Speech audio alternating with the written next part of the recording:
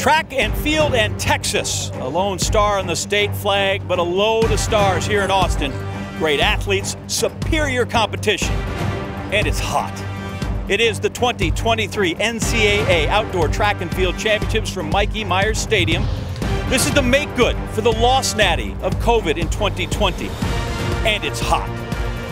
School is out for summer, but college track and field is not. 4 days left. We start tonight with the men's semifinals. And did I mention it's hot? It's where we take the best 24 and we winnow them down to 9 or to 12, and then they compete and battle for the top spot on the podium in 2 days. For many of these athletes, this is the highest career achievement. It's the biggest event. They will compete in the biggest meet of their lives. For others, it's a stepping stone because the U.S. Nationals are in a couple of weeks, and if they do well there, there's a chance to be in a world championship team. The world is here, though, because in NCAA track, they have the best athletes from around the globe. All the best are here, and all that's required is your best to be a champion. A look at our schedule over the next 4 days here on ESPN2. The men working today, the women do their semifinals tomorrow. Then it's finals day. Championships, trophies, and RG3 on Friday and Saturday. You'll get the decathlon and heptathlon. They cross the gender divide. And on ESPN Plus, dedicated coverage to all your field events. Now working the full schedule, top to bottom, every day is our fabulous crew in the booth. That's Dwight Stones, Lara Overton, Dan O'Brien. And guys, with the 4x1 up, I pass the baton to you. All right, John, and we accept it. You keep mentioning that it's hot, and you're right. It's 88 degrees. And certainly hotter than that on the actual track. 49% humidity. Distance races later in the evening, but it'll still be warm. But it's ideal conditions for our first event, the 4x100 meter relay for the men. It will be 3 heats, and the top 2 teams that cross the finish line first of each heat will automatically qualify to Friday's final. Then the next 3 fastest times over the 3 heats. And Dan O'Brien, we saw some amazing 4x100 relaying in about a month ago in Baton Rouge. Collegiate record was set, second time fastest ever was set, but now it's the Nationals. Well, you saw that team up Florida Gators there. Ryan Willie will lead off, the fantastic 400-meter runner.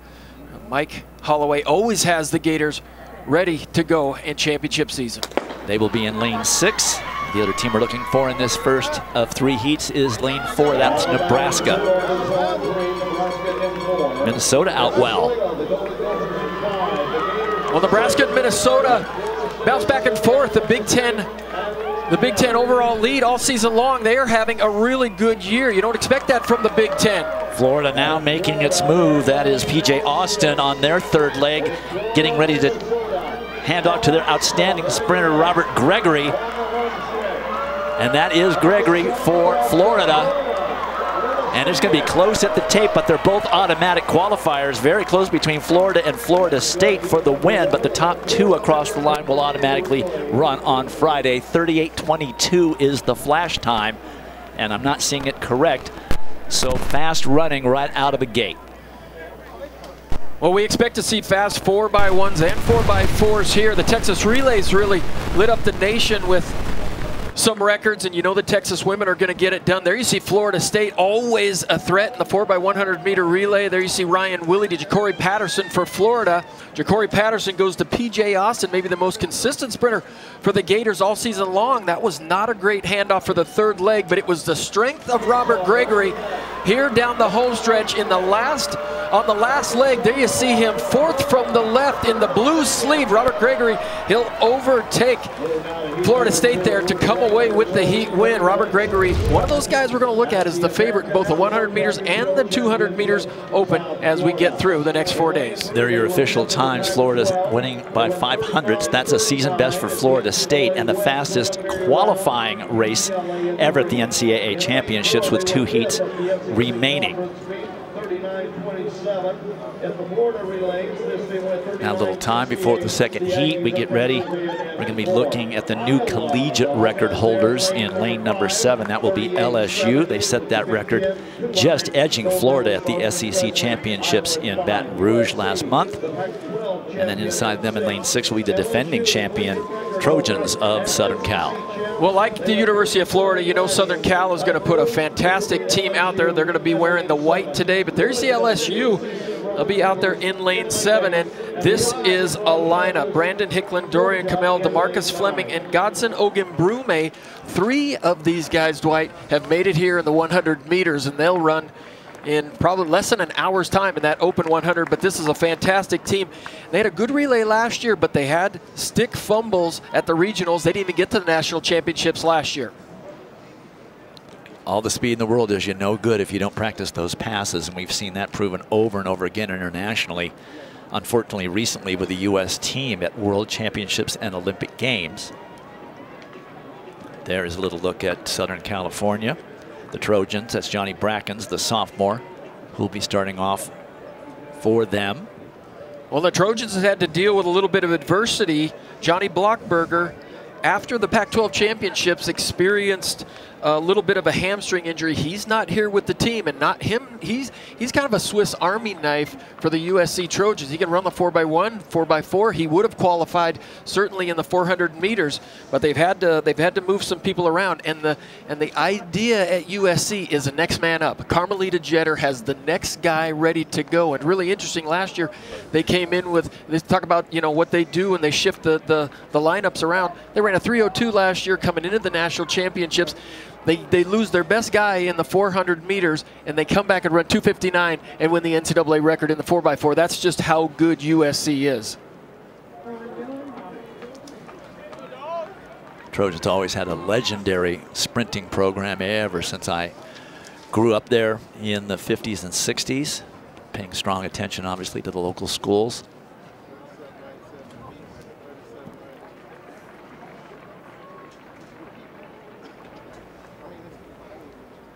Now they're getting into their blocks. So it'll be USC in 6, LSU, the collegiate record holders, in lane number 7. Bruins down there in lane 3 as well. Iowa in lane 5. They've run 38.70 this year for a new school record. They were runner-up to LSU at the Texas Relays earlier this spring. And they bring them up. Remember from Texas Relays, a few snafus with the timing. They want to make sure they get everything right.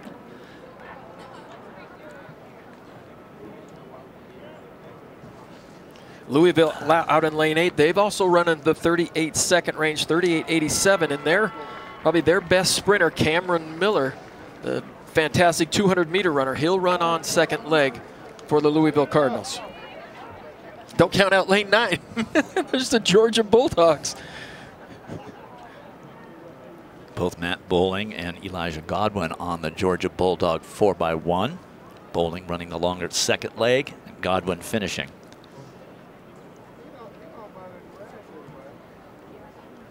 Officials looking very, very closely. We had a little bit of a conversation with USF's leadoff runner.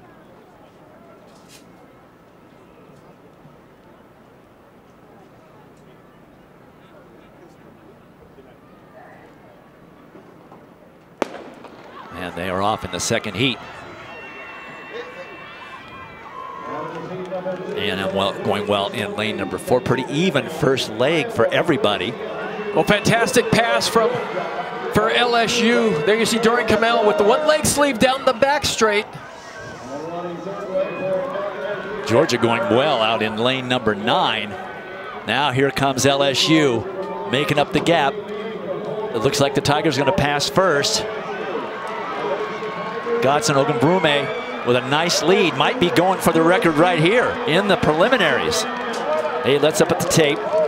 38.07, but certainly corrected to 38.06, certainly leaves you thinking there's more there. Well, they had good passes all the way around. Brandon Hicklin to Dorian Kamel. Here you see the first pass. Easy to see Dorian Kamel on the way out. He's got the single leg sleeve. Look at the efficiency, boom, little miss on the first pass, but Kamel was able to keep his hand up there, and then it goes Dorian Kamel to DeMarcus Fleming, and DeMarcus Fleming has said all season long for the LSU Tigers that this was a redemption year for them not getting that stick around last season. And then Godson Ogunbrume, you don't want to give him a gap. If he gets a lead, nobody in the country is going to catch him in the finals. It was Louisville second, Georgia third, so Georgia will have to sit back and see what happens with times. But 38.06 and 38.49 for the two automatic qualifiers. Georgia has to sit back and see if they get one of the three spots on time. Number 2 in meet history was that time by LSU, and you could certainly tell that there was more there.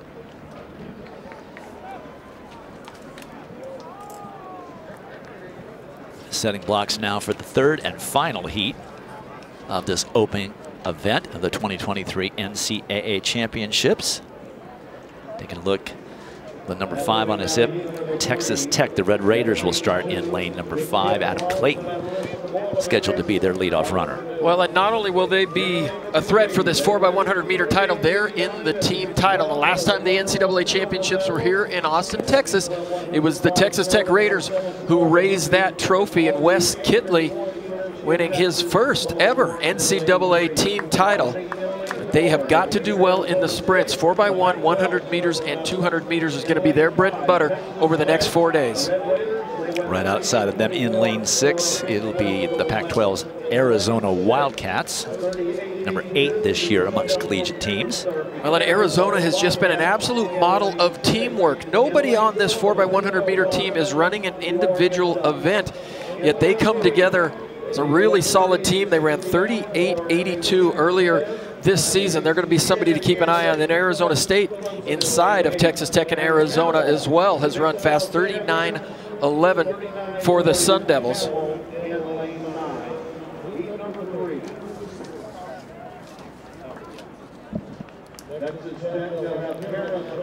So the third and fourth placers in the first two heats are very interested in this heat. The bubble time, 38.64. The third, fourth place finishers in this heat, they got to run faster than that, and that time is recorded by Iowa in heat number 1. If they run faster than that, you're not going to advance on time if you aren't in the top 2.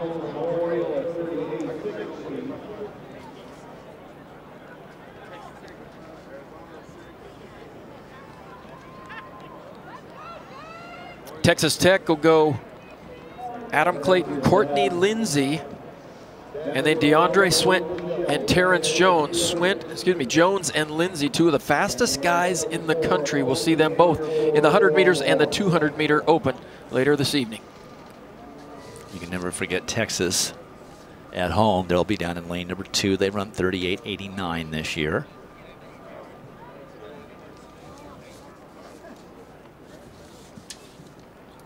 Oregon Ducks in lane 7, Kyle Williams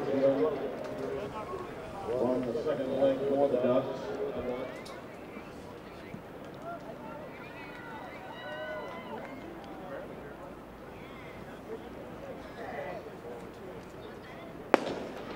A long hold on that third heat. And early on, Oregon out pretty well. They're in lane number 7, along with Arizona.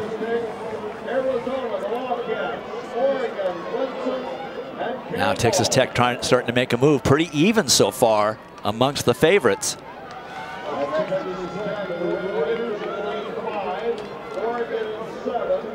And Tech takes off first for the anchor. He's gone. Texas Tech, Terrence Jones. They're going to win easily. Now let's see if we can separate number 2. It looks like it's going to be Arizona State gets the second automatic qualifying spot. 38.20 by the Red Raiders in first. And that's a school record for the Red Raiders. Well, just solid execution all the way around for Texas Tech. Looked like a nice conservative pass there between Adam Clayton and Courtney Lindsay. Here we see that second exchange. And DeAndre Swint ran the turn just fabulously, and you gave to Terrence Jones. This is going to be one heck of a race. You see LSU and Texas Tech both pass at the same time. We're going to see who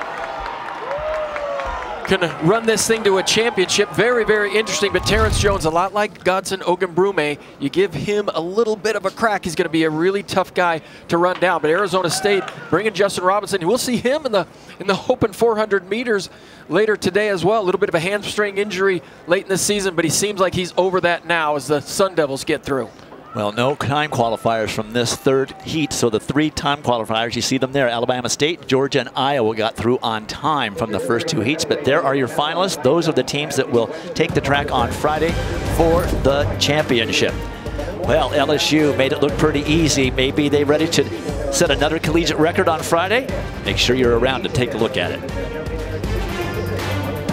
We're back at Austin for more of the NCAA Track and Field Championships. This is how the points break down. We'll be talking about it a lot because the team title is really what we're all about. You get a real premium for first and second place points with 10 and 8. And then it's 1 each in descending order from 3rd place all the way down to 8th. And we have seen so many times that those 5th, 6th, 7th, 8th places are very, very important in the overall team title. There are field events going on as well. We had them earlier today. Here's the men's hammer and Dan. Well, the first field event contested at these championships goes just behind our broadcast position here west of the main grandstand, and this is senior Jordan Geist of the University of Arizona. He is everything when it comes to throw, shot put, discus, hammer. He sends one out in the first round, and it's a big one, a really big one. Look how close he is to that wall, 249 feet, 3 inches. He'll take the lead early in this competition. Here is the sophomore from Harvard, Kenneth Ekejay. In the 4th round, he would really get things going. He's your East Regional champion.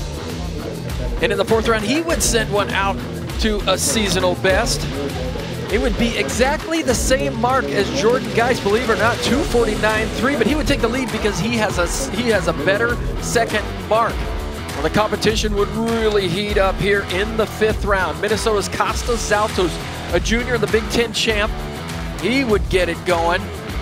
Nice crowd over there today, a lot of throwing fans. Great base, great turn.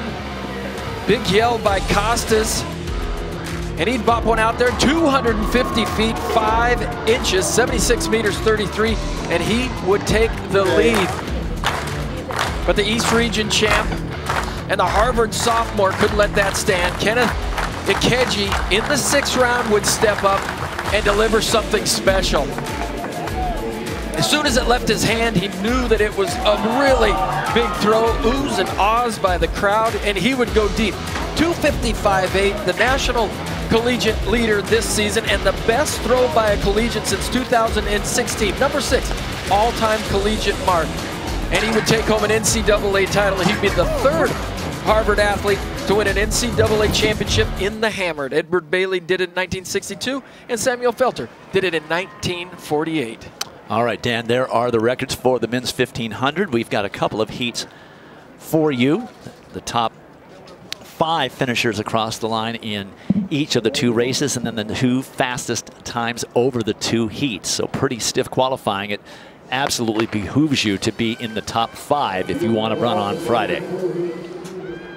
And this first of those 2 heats includes a couple of Washington athletes. We saw the indoor mile stacked, loaded with Washington Huskies, and they often use those team tactics. You have Luke Hauser wearing hip number 2 for Washington. Also Joe Wascom, the defending champion in this event. He has hip 9. Those guys are currently back in the back, kind of trailing a little bit. Out front is University of North Carolina's Ethan Strand. Just a freshman from North Carolina, setting the pace. And it's a couple of freshmen there up front. It's also Colin Salmon from Northern Arizona, the high school phenom. So pretty solid pace. You can see that they aren't terribly bunched up yet. It's warm out there, as I mentioned, 88 degrees, and certainly warmer than that on the track. Wind is not really an issue. That's helpful. So the first 400 pretty honest at 58.5. They're looking for a 12-man final. Starting to see the Washington guys start to get closer there in the back of the pack, keeping themselves attached to the rest of the field. But Strand has done a great job getting out front, keeping things honest. Unlike indoor, the Huskies only getting 3 of their milers here, 1,500-meter runners, I should say. They had 7, I believe, at the indoor NCAA championships. Starting to see guys get a little bit anxious. They're going wide now, spreading out far into lane 2. Ezekiel Rope of Iowa State now into 2nd place. Right there on the rail. It's a little dangerous as he now gets past. needs to find a place for himself as they bunch up significantly here as they cross the finish line, slowed things down. This second lap is going to be certainly slower. 61 on that second tour. Another athlete who looks to be moving pretty well. He's right in the middle of the pack. He has that sticker number 10 on his leg. That's Liam Murphy from Villanova. He has been excellent in championship races, winner of 4 Big East titles this year, indoor 3,000 and DMR outdoor 5K and 4x8. Also had a couple really impressive runs at the Penn Relays this outdoor season. Starting to see a little bit of traffic. Yeah, he really got worked over there in that turn. Had to run way wide, got knocked around a little bit as they come up to the bell. And it's the Huskies up in front controlling things. Remember, it's the top 5 finishers across the line the next time who will automatically qualify through to Friday's final. Hauser and Wascom incredibly controlled. Look at the way they just gradually moved their way up the field and took control of this race. Now you're starting to see Wascom. He has that great kick that we saw last year at the NCAA 1500-meter final. Now he's going to pull his teammate right there along with him. Ezekiel Rope there also from Iowa State in 3rd.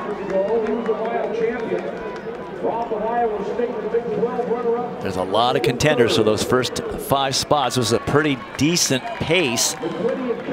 So it may get time qualifiers out of here. Sean Donahue has raced himself back into contention after really getting worked over last lap. So clearly 5 people across the line that have separated themselves, so they know that they'll be racing on Friday. Led by Joe Wascom, the defending champion. 54.5 for his last 400 meters. These guys do such a great job of working off of one another. This is the move where Wascom gets to the backstretch and moves right around his teammate. Andy Powell describes Joe Wascom as the ultimate team guy, and he says he's not afraid to take chances and make those bold moves. You can see just how, even when he threw down that pretty aggressive kick, was able to stay really composed. Then a big blanket finish behind him. Takes a glance over the shoulder to be sure he pulled his teammate along to advance him through. Now they'll look to get one more into the final out of that second heat. Here are the official results. It was Liam Murphy, not Sean O'Donoghue, my mistake. He did race himself into an automatically qualifying position. Those first 5 will advance, and places 6 and 7 have to wait to see what kind of a race is run in heat number 2 to see if their times will qualify. Speaking of heat number 2, we are ready for that one with a little bit of time to spare. There is the 3rd Husky, Nathan Green of Washington. He will start in spot number 6. Just saw his teammates advance. Now he will look to do the same. One of the top 10 performances among collegians in 2023. And then the fastest collegian so far this outdoor season, Fouad Massaoudi of Oklahoma State. Indoors, he was the NCAA champion in the 3,000 and also flexed that speed running the 800-meter leg of the national championship DMR.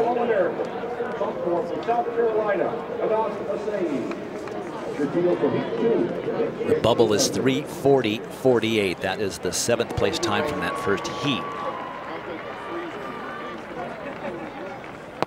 And that's information that is important for these athletes to know if they're not going to be in the top 5. I got to hope this pace goes out fast enough that they can get through on time. Here are your competitors, 12 in all. Massaoudi does have the luxury of having his teammate Alex Stitt in this heat as well. Massaoudi, wastes no time getting straight up to the front. And indoors, he called his shot in the 3K. He was telling head coach Dave Smith the morning of the race, I'm going to win.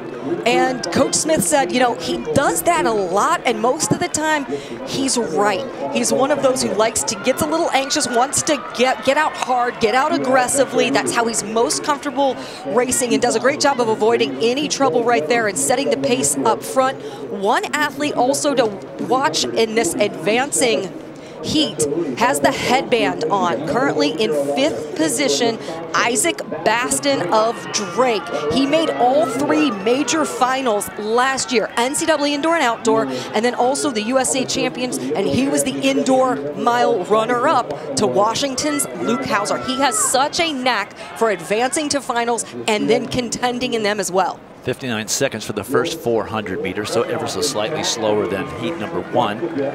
But they had really slowed it down in laps number 2 and 3 in that first heat. Massoudi continuing to control things from the front. Nick Foster, the senior from Michigan, is right there with a big M on his chest. You can't miss it. Also worth noting right now, right in the middle of the pack, wearing the all-black uniform, that is South Carolina's Anas Asai. He is from Morocco, as is Fouad Massoudi. They are friends. They grew up together. Friends off the track, worth saying, but great competitors when they are on it, so know each other very well. And Asai was the SEC 1,500 meter champion.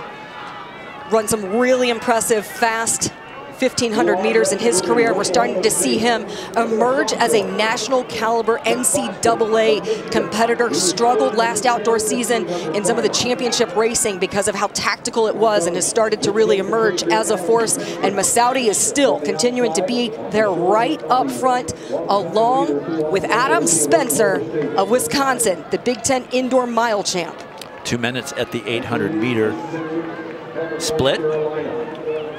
Just ever so slightly slower than heat number 1. And as they get ready to wind it up, they'll come by and they'll get the bell. You can see the pack starting to bunch up a bit as in anticipation of that. Big cluster of guys right there up front. A lot of guys doing additional work, like Anas Asai of South Carolina out there in lane 2. And now he starts to go. This is how he likes to close, really aggressively. We've seen it at the SEC indoor and outdoor championships. Likes to rely on that kick. That was a 59-second third lap. Jesse Hunt of North Carolina, the senior, is also in there. Massoudi has done all of the work up to this point. Spencer now getting in front of him. Top 5, and there's about 8 runners in contention for those top 5 spots. Spencer looks up at the big board to see where everybody's located. Remember the bubble time, 3:40.48. Spencer in full flight now. Suda's got to watch what's going on around him, or he won't be in the top 5. He almost didn't get in there. He was 5th after doing most of the work for the entire race. Asai also in that group of 5, 54.5 for the last tour for Adam Spencer, just like it was for Waxham. So someone is going to be very disappointed by a few tenths of a second on qualifying on time. Adam Spencer does an excellent job of using Massoudi to set the pace, and then kind of glances around, knows he's incredibly comfortable right there in the lead. Great close by Asai, and then look at this fight in the back half of that pack. You can see Nathan Green looking around, Isaac Baston in there right with Fouad Massoudi as well. Going to be really close to see the times separating the final guys advancing in. So Jesse Hunt in 6th place, we know he got in. There are your top 5. Those are your automatic qualifiers. We know that Hunt is in on time. That means we only have one more. We will adjudicate that for you when we return.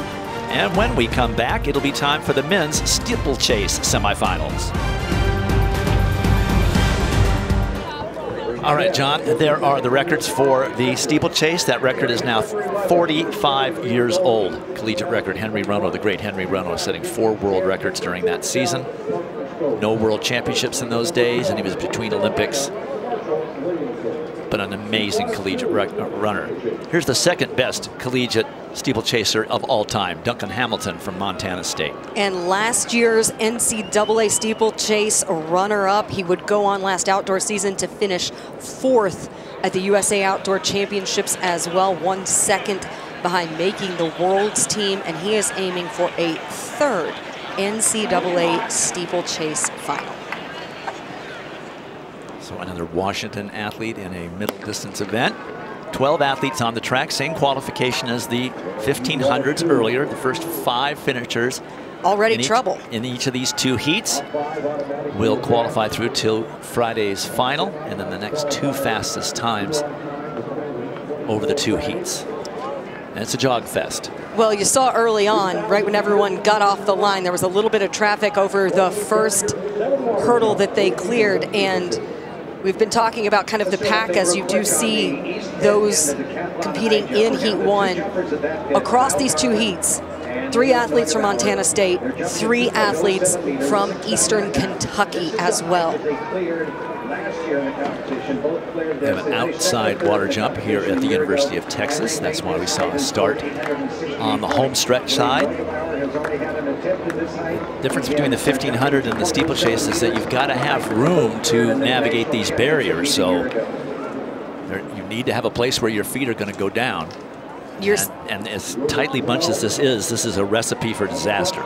But you're seeing Duncan Hamilton do an excellent job of getting out front and making sure to secure himself from any trouble, although he is being very conservative in that pace. You mentioned that 8:16.23 that he ran at the D1 West prelims. In talking with head coach Lyle Weiss, he said he was really excited to see how Duncan ran at the NCAA regional because he hadn't had those fast racing opportunities prior to that. He ran that all by himself and admitted that it was actually a little bit bittersweet. Duncan Hamilton really thought that he could get something around the 8:15 mark or even under, and talking to a number of distance coaches, they say Duncan Hamilton with the right race setup could be under 8:10. Certainly not the conditions to probably do that tonight, but if racing gets well in the championship final, certainly could see something a little bit spicy. All right, 5.5 laps remaining. We'll step aside for a moment, rejoin this race and its conclusion. Make sure you stay tuned. We'll be back. 3,000 meters, 28 barriers, 7 water jumps. Everybody successful through the water. Montana State teammates Hamilton and Taylor bring to the front stretch once again. Hamilton and Taylor. Pedro Garcia Palencia of Eastern Kentucky. Parker Stone from Georgetown. That's Griffith of Washington. Griffith was 6th last year in his first trip to the NCAA championship for his people.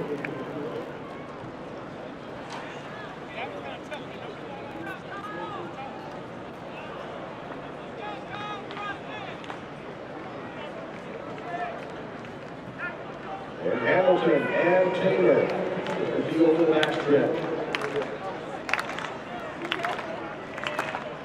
Last 4 laps is 73.9. Hamilton, Taylor, Stokes, Garcia, Palencia.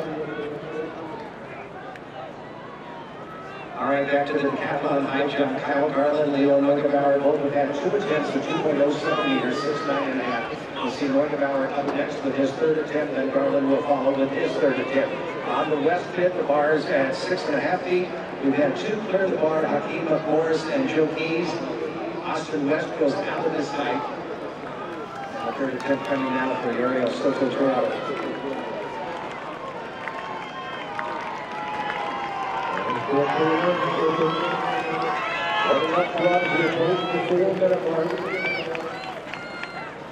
Four laps to go. We're 3:51.9. 74.2 on that last lap.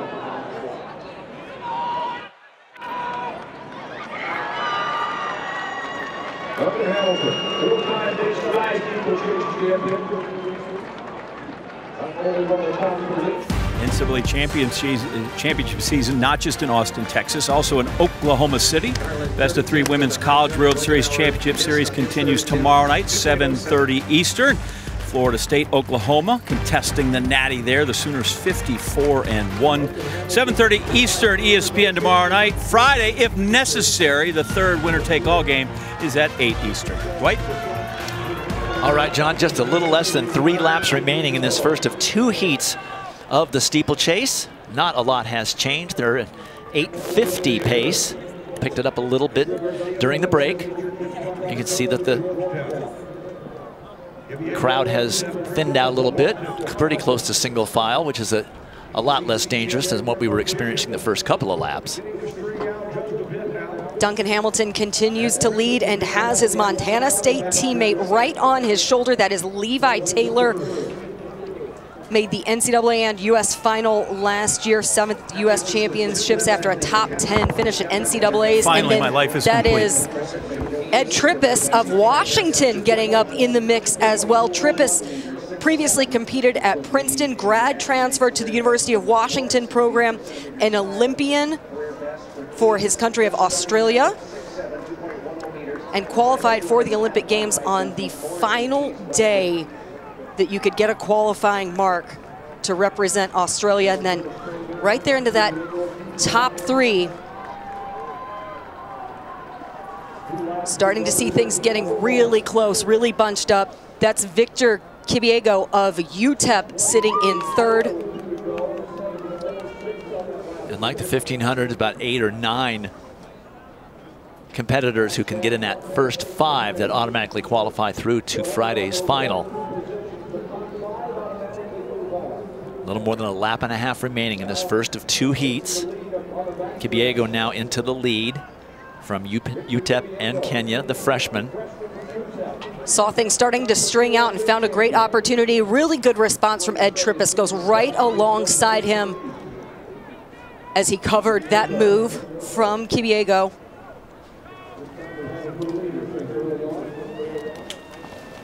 Still pretty good over the water jumps, really strong. Kipyego, so impressive at his conference championship. Won Conference USA steeple with to go along with a runner-up showing in the 5K and a 3rd place finish in the 1500. Now you're starting to see Duncan Hamilton make an aggressive move, challenge the rest of the field to start picking up the pace as they get to the bell. 1 lap remaining. 4 or 5 athletes separating themselves. Those are the automatic qualifiers if it were to finish right now. Trippus, Hamilton, Kipyego, they're on 8:45 pace now as they've picked it up a little bit over the last lap. Nathan Mountain of Virginia now in the mix in 3rd.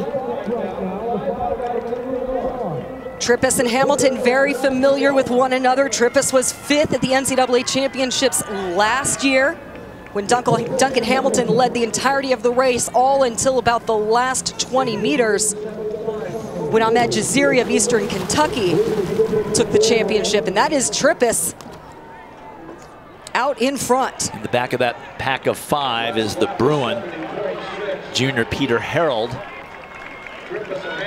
UCLA now into 4th. So there are your top 5. They will automatically qualify. Trippus, Hamilton, Harold, Kipyego. 8:38 for the heat. Pretty good. And speaking of heat, it's a little warm for steeplechasing. The water was probably a little more pleasant this time than it would be normally under different circumstances. Really strong running from Ed Trippus and Duncan Hamilton. That's a pretty relaxed, comfortable pace for those guys. However, the conditions are incredibly hot. A lot of these athletes got in early in the week to start acclimating to the conditions. Some of the guys from the cooler climate, much cooler than Austin, Texas, used time in the saunas over the course of the outdoor season, spent half hour, full hour to try to start to get more familiar, get their bodies comfortable with the conditions. And you're seeing right now, there's Kipyego, who threw down a big burst late in that race to start stretching things out. That's really what kind of kick-started the more honest portion of that race. So the first heat is in the books. The athletes in heat number 2 know what they need to do from a standpoint of time.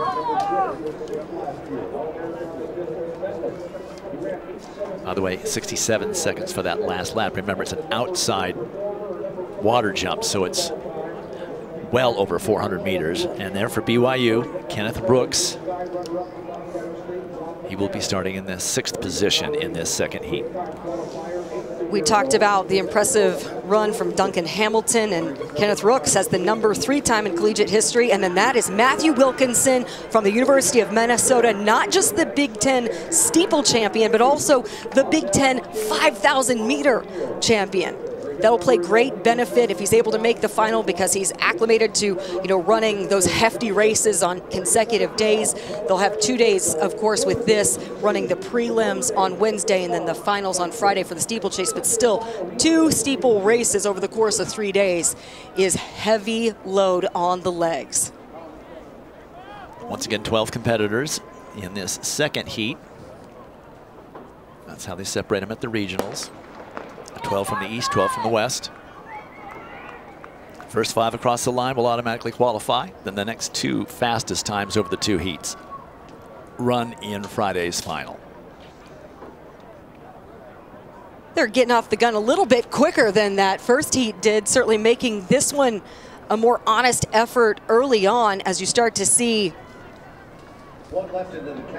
the leaders situate themselves among the front. And Matthew Wilkinson's going to swing way out wide going over this next barrier to get himself up front in contention. And that's Kenneth Rooks right now leading the way for BYU. He ran that 8:17.62 at the sound running track finalist, sound running track competition, excuse me. And head coach Ed Eyestone told me that he got in, he really pushed to try to get him in because he needed a really honest effort race, wanted to see how quick he could run. Actually had to wait for someone to scratch out of the field before he was able to get in. And Eyestone said they thought that he had a shot at the 46-year-old BYU school record, but ran even faster than what they expected. The BYU school record held by 4-time Olympian Henry Marsh, so a really impressive feat for Kenneth Rooks earlier this season. And that sound running invitational won in a field of professionals. Made a really big push on the final lap to get that victory. So Kenneth Rooks of BYU still up in the lead. Carson Williams of Furman is up there as well, along with Ahmed Kadri, who is going to be doubling back to run the 800 meters at about 1 hour and 15 minutes from now. It's just a warm-up for him for the 800. Back with the conclusion of this second heat when we return.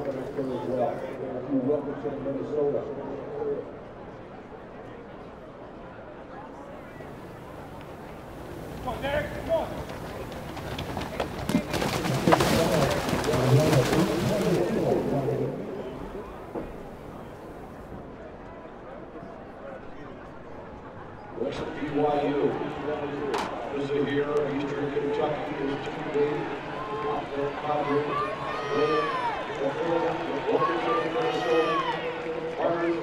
Ohio.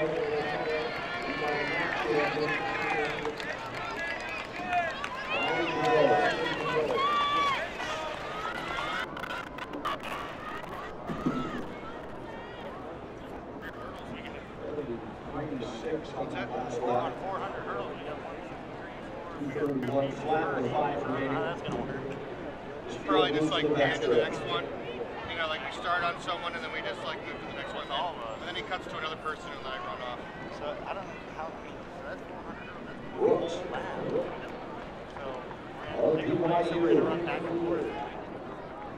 He was 6th last year as a sophomore. McMorris second attempt at the high jump for the decathlon.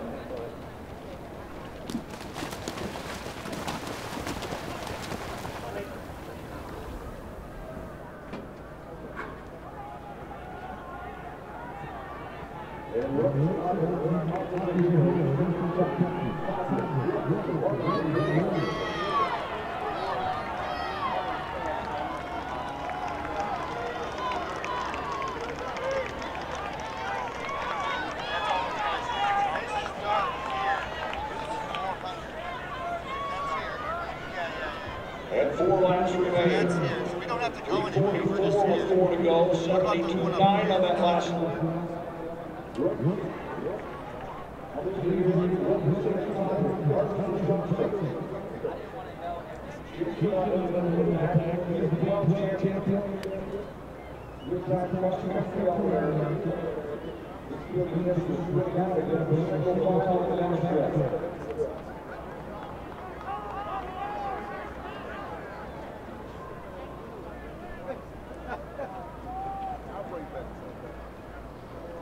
We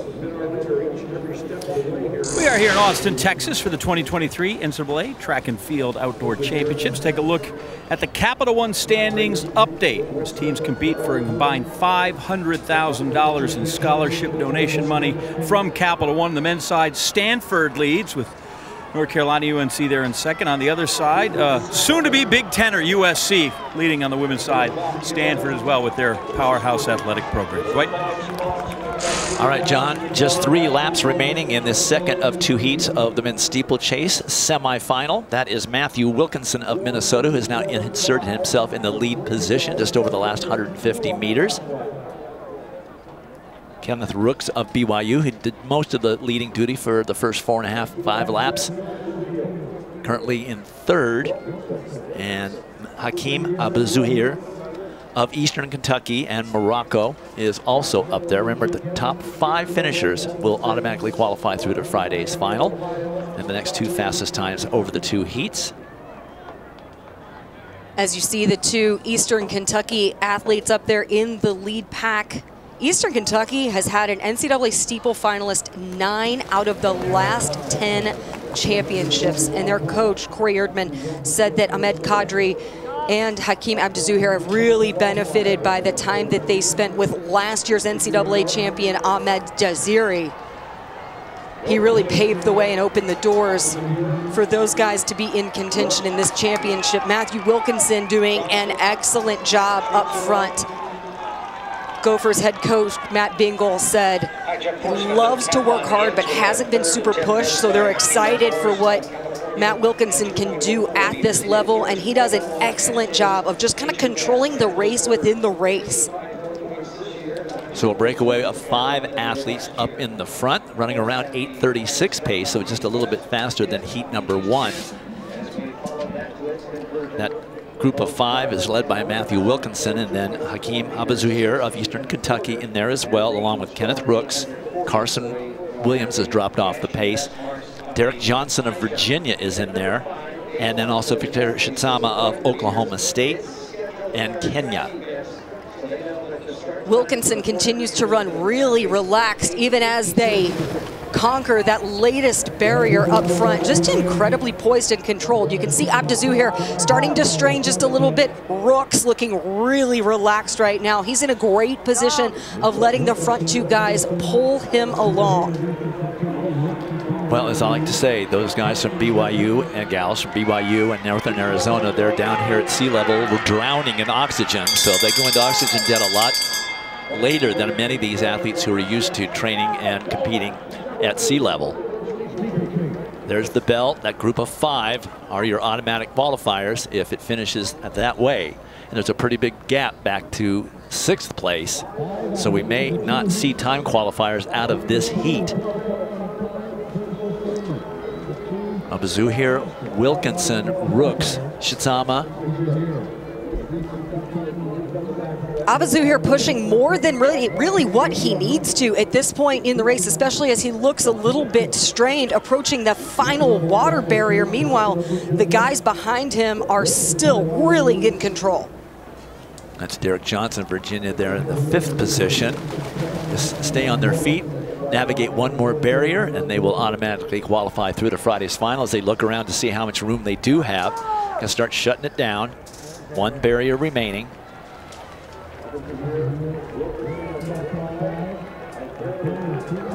So Hakeem Abuzuhir of Eastern Kentucky and Morocco, the junior, will win heat number 2, but winning is advancing. Survive and advance. And that was Carson Williams that was closing hard in 6th place, hoping to get an automatic time qualifier. But there is your winner of heat number 2.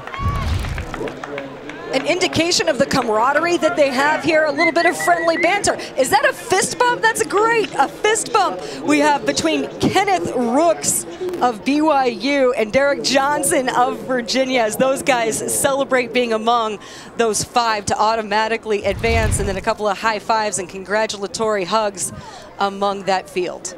Well, it was a faster time this second heat. So that means we get qualifiers on time. Carson Williams of Furman, who was in the race early, closed hard in the 6th place and managed to go. There are your advancers to final. 12 men that will run the steeplechase final on Friday here. It will be warmer on Friday than it is today. Back with more. Well, talk about knockouts, John. Here we are in the pole vault. This is a 3rd attempt at 17.4.5. This is Simon Guttormson of Princeton, a senior this season. He has gone 18 feet 9 1/4 inches. Brother, this is Simon. This is not Sondre, but this is Simon, the brother. He was a 2021 Norwegian champ. 3rd attempt, does not even attempt it. He will no height here at the NCAA championships. Very disappointing call all the way here in what is excellent conditions at the University of Texas, but he is out. Our first big casualty of these championships. But a lot of the favorites still certainly in. Sondre Guttormson, Zach Bradford of Texas Tech, Kyle Rademeyer, and this is live now. The bar is up at 17 feet 10 1/2 inches. That was Nathan Stone of Indiana. He's over the bar at 17.10, and a number of these favorites have not even come in yet. Sondre Guttormson's not come in. Zach Bradford, Keaton Daniel, he's passed. But this is an excellent field. A number of guys in this competition have gone over 19 feet, and always favorable wind conditions here at Texas. All right, good pole vault report as they were setting up the 10 flights of 110-meter hurdles. Well, 4 years ago, we saw Grant Holloway set that collegiate record right here on this track. It's the meet record as well, of course. They were running in the opposite direction at the time, as I recall. But this is the first of 3 semifinal heats in the 110-meter hurdles. And we're looking at Nebraska's Darius Luff, who is undefeated this outdoor season against collegians. Well, he swept the Big Ten titles indoors and outdoors, and along with his success, Nebraska is having a renaissance as well. Nebraska won the team title at the Big Ten championships, and Justin St. Clair, new head coach, has got everybody really, fans and certainly the alumni, really worked up at the University of Nebraska. But Darius Luff, I had a chance to talk to him yesterday, and real kind of a soft-spoken young man. He just is, all he says is he just wants to get out there and race. But born and raised in Lincoln, Nebraska, went to Lincoln High School, won a state championships in the hurdles, finds himself wearing the big red uniform. Now in a hurdle race, Dwight, which I think anything could absolutely happen. There is no favorite this season, both in the indoor hurdles or the outdoor hurdles. This is Cameron Murray, North Carolina State. They've produced a number of good hurdlers over the year, but he was your ACC champ. Took down the Clemson indoor champion to take that ACC title. We'll talk about him a little bit later, but should be a good race in the middle of the track. Qualification is top 2 finishers in each of these 3 heats will automatically qualify to Friday's final. Then the next 3 times over the 3 heats that were not automatic qualifiers. Anything can happen in these hurdles. Luff in lane 4, 3rd from the right of your screen. Murray right on his right. Good start. Luff out well. Good reaction of the gun. It's Luff. Right next to him, it's Caleb Dean of Texas Tech. Now it's Dean, and coming up is Cameron Murray. Luff taking control on 9-10. It's going to be Murray edging him at the tape, but he gets an automatic qualifier by finishing 2nd. So Murray wins it, and Luff finishes 2nd. Wind was just under the allowable at 1.7 meters per second, 13:39. The official time for Cameron Murray. Well, the 2 guys that we identified off the bat, Darius Luff in the red top, and to his right, Cameron Murray of North Carolina State. They ran really solid in the middle of the track. But look at the square shoulders on Darius Luff. He does a really good job. He's not a super tall guy. He's not barely over 6 feet tall, but he does a really good job keeping those shoulders square and continuing to drive down the track. Even when he hits hurdles, he's moving in a forward position. Just 100th of a second separates them. Murray wins it. Luff 2nd. They both qualify. Caleb Dean finishing 3rd. He's got to wait for 2 more heats to run before he can see if that 13:56 will hold up as a qualifier. That means Johnny Bracken's 13:64. He becomes the bubble time.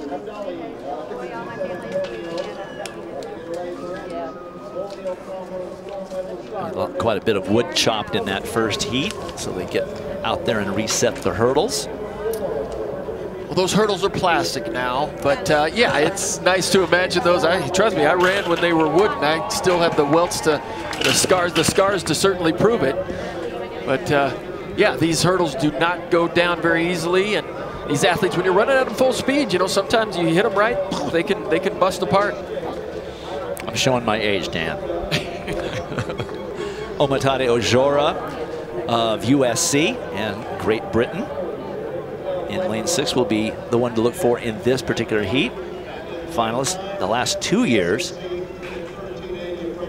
Yeah, he easily won the Pac-12 championship, and talking to his coach, Joanna Hayes, Olympic gold medalist from Sydney, Australia, talking to her today, she said he really hasn't been in a battle.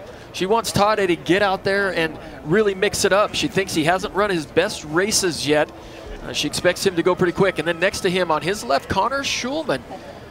This kid played all sports in high school. He's from the state of Texas here and out to Texas A&M. But he's a great example of somebody who can improve once you get to the college ranks. He didn't break 14 flat in high school, and here he is at the NCAA championships with a personal best of 13:43. There's your list of competitors, with Ojora in 6, Schulman in 5.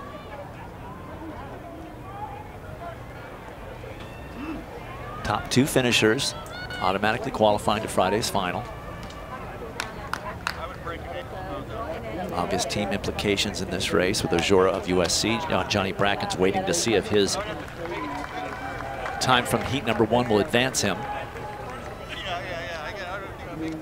Looking for 9 finalists in the lane races. 8 score. So Ojora there, 4th from the left, and then Schulman on his left.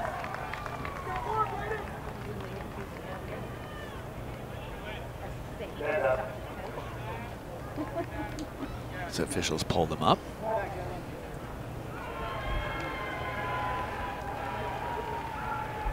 Just a little bit of breeze at their back. It was under the allowable for heat number 1. You can see the flags on the backstretch side, close to unfurled.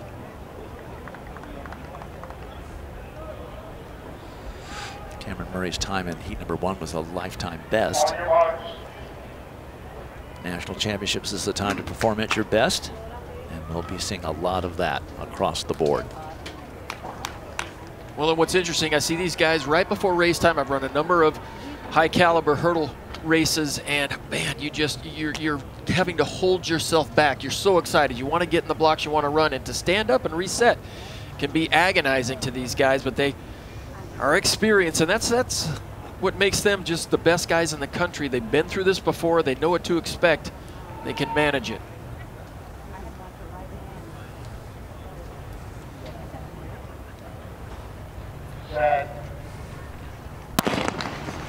Ojora goes right up to a standing position out of the gun.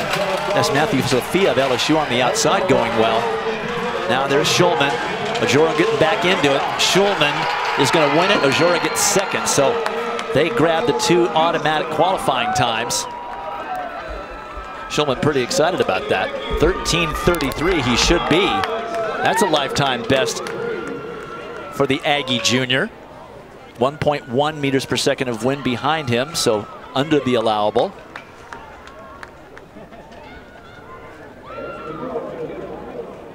Well, again, a lot of lumber went down in that race as well, Dwight. You could hear it every time they got to the hurdles, just crash. Tade Ojora is going to look back on this race. He's a 7-strider to the first hurdle. He's got to be patient. But one of the things that they've been working on at USC was to really push out of the blocks. He just stood right up and tried to run. He's certainly going to get reprimanded for that. But while Tade Ojora was all over the place, technically, Connor Schulman right in the middle. There you see him in the white top with the maroon bottoms. He runs almost a flawless race. Great turnover in between. Nice hurdle action, no wasted motion. And he knew it as soon as he crossed the line that he had hit a big one. For Ojora, that's a lifetime best and a national leader in Great Britain in second place. Devion Wilson at 13:37 is almost certain to advance on that time. But Sophia will have to wait to see if his time holds up. Brackens from the first heat for USC is out. Well, if Tadej Ajura can clean up that race, he hit a lot of hurdles, stood straight up a couple of times during that race. If he can clean up some of those technical errors, he's going to be somebody to deal with in the finals. So the bubble time is 13:59 as we look at Rasheem Brown, the senior from Tennessee and from the Cayman Islands. Well, the University of Tennessee at the regional meet, absolute mayhem. They had 4 guys that potentially could have been here at these championships, and Rasheem Brown, the only Tennessee volunteer who actually makes it here. Dwayne Ross, the head coach of Tennessee, was absolutely furious. All 4 of them got through to the final day of competition at Jacksonville, but just guys went down, crashed hurdles. But big tailwinds can do that to some of these guys. And there's Gianna Roberts. He was second.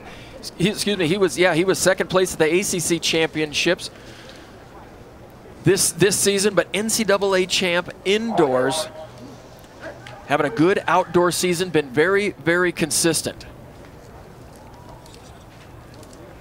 Rasheem Brown will be 4th from the left of your screen. There are the competitors.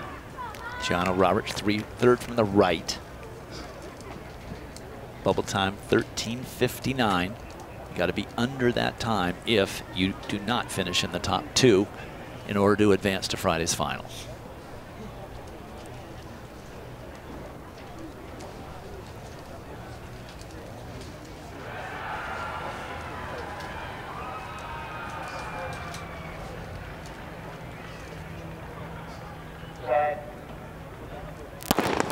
Good start for Gianna Roberts. In fact, might be in too good a start. As you heard the tone. Now we wait to see if it's a green card, a yellow card, or a red card.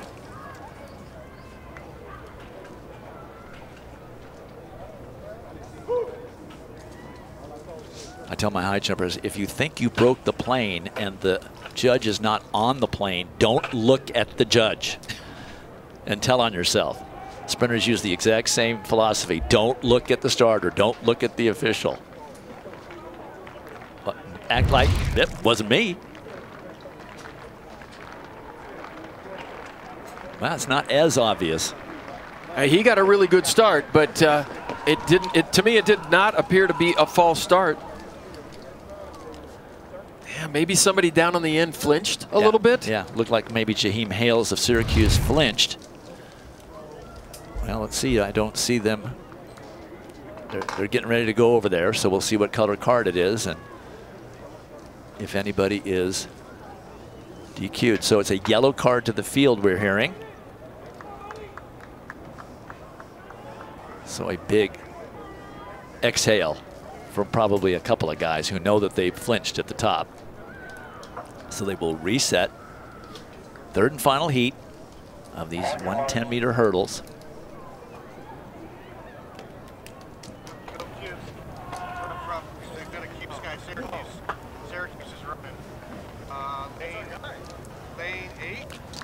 Third from, or 4th, I should say, from the left, Rasheem Brown. Transferred North Carolina A&T, but before that he was at Milligan, NAIA school in Tennessee. Completing his eligibility at the University of Tennessee now under Dwayne Ross.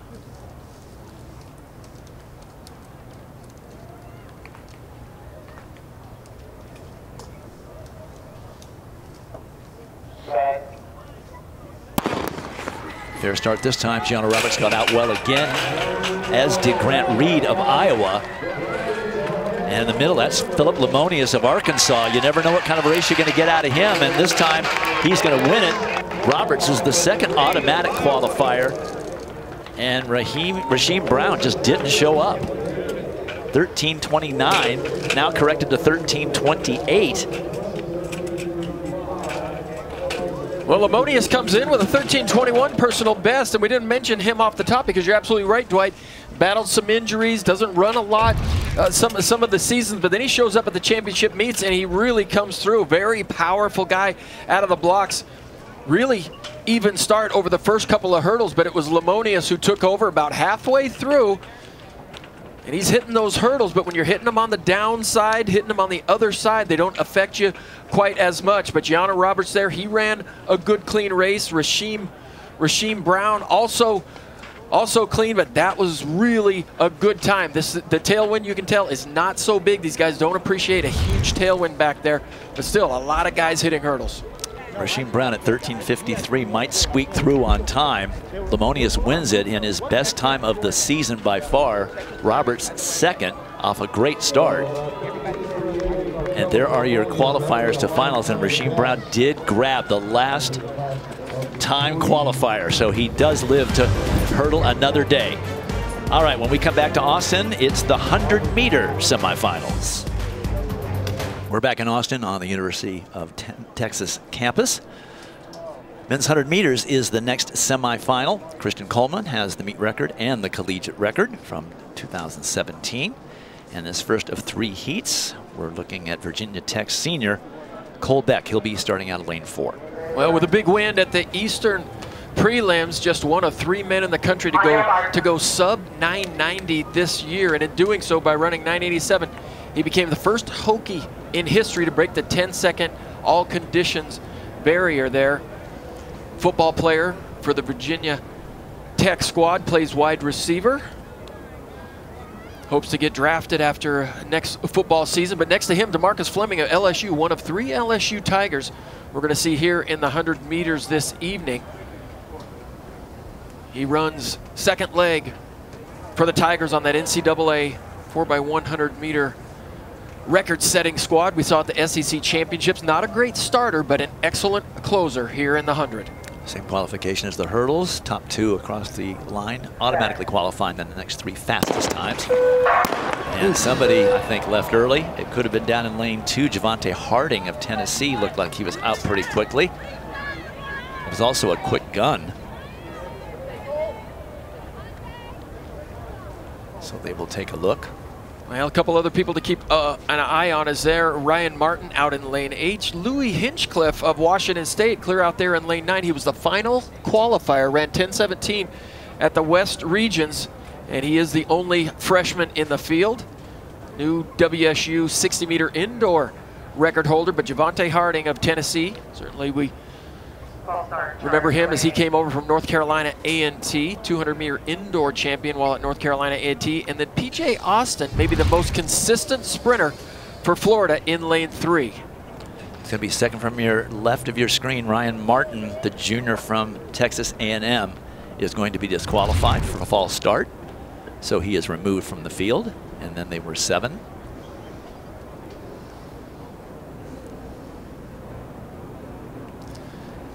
Not a feeling any athlete wants to experience right there. Come all the way to the national championships, false start. A junior, though, he gets a chance at redemption. You do not want to be a senior and false start out of this championship. He'll get a chance to come back next season.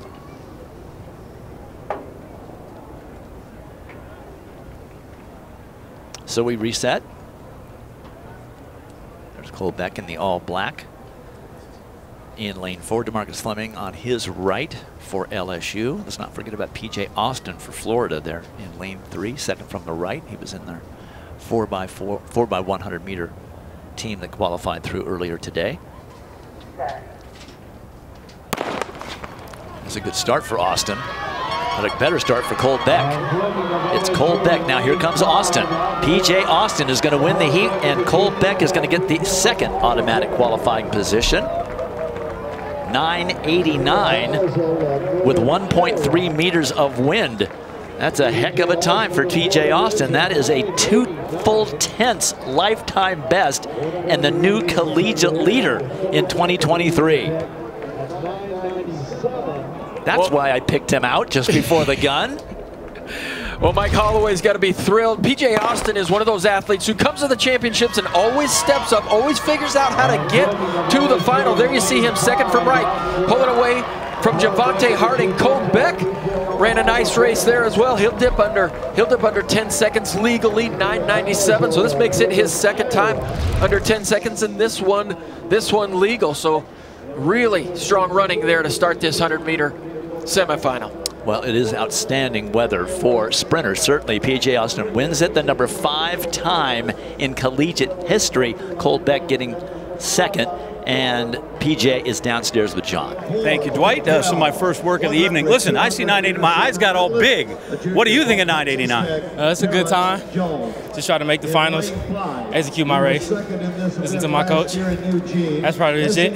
Dude, who PRs by 0.2 of a second? Like, that's big. You got to be a little jazzed about this. I'm happy. Just trying to get to the finals, execute. That's all that matters. How do we feel about the 4x1, long as I got you here? Feel good. Had a good race. Today all about getting to the finals. Friday, we do the rest. All right, let's see if you got another one come Friday. We'll see you then. Appreciate you. All right, Dwight, 989. That's pretty spicy. All right, John, yes, the number equal to the number 3 time in the world this year. It's still early internationally, but still, it's a heck of a time. He's tied with Akeem Blake for that number 3 time, 989. Maybe the World Championships are in his future, but right now he's hoping to win that final on Friday. As we move along, we do have 2 more heats remaining. But that was a wow in heat number 1. Shows you the conditions are good. Here are the lane assignments for the second of 3 heats. Featuring in lane number 4, Terrence Jones of Texas Tech. All the Tech sprinters integral to their hopes to win another team title here in Austin. Terrence Jones, your national leader, has run 991 this season. He did that down in Gainesville at the Tom Jones Invitational, but he was second at the Big 12 Championships behind his teammate out there in lane 6, Courtney Lindsay, and they will sandwich Faber Ashe of Auburn, the middle of the track. And then you got Robert Gregory in lane 3 from Florida. A lot of good guys in this heat. 4 lifetime bests out of that first heat and a new collegiate lead.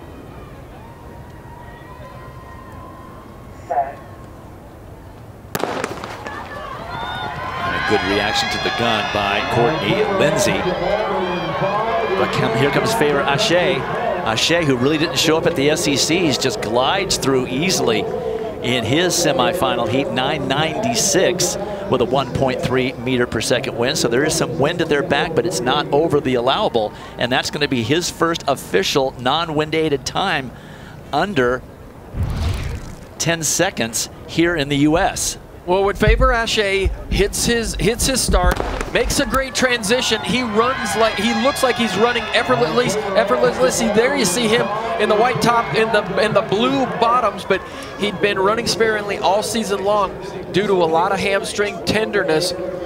But he got through the regions, he got through the regional meet unscathed, and see if he's tough enough he can hold up. His issue is he runs well in the qualifying and he has trouble in the final, but he looked good right there. Disappointed in not defending his SEC title 3.5 weeks ago. Steps up and wins the semifinal easily in his fastest legal time ever. Courtney Lindsay in there for second. And it's a personal best for Robert Gregory at 10:04. He still has to wait to see if that time will hold up. I'm betting it will.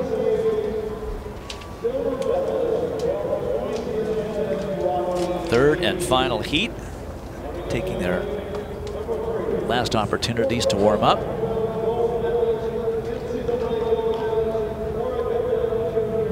Race ready, please, gentlemen.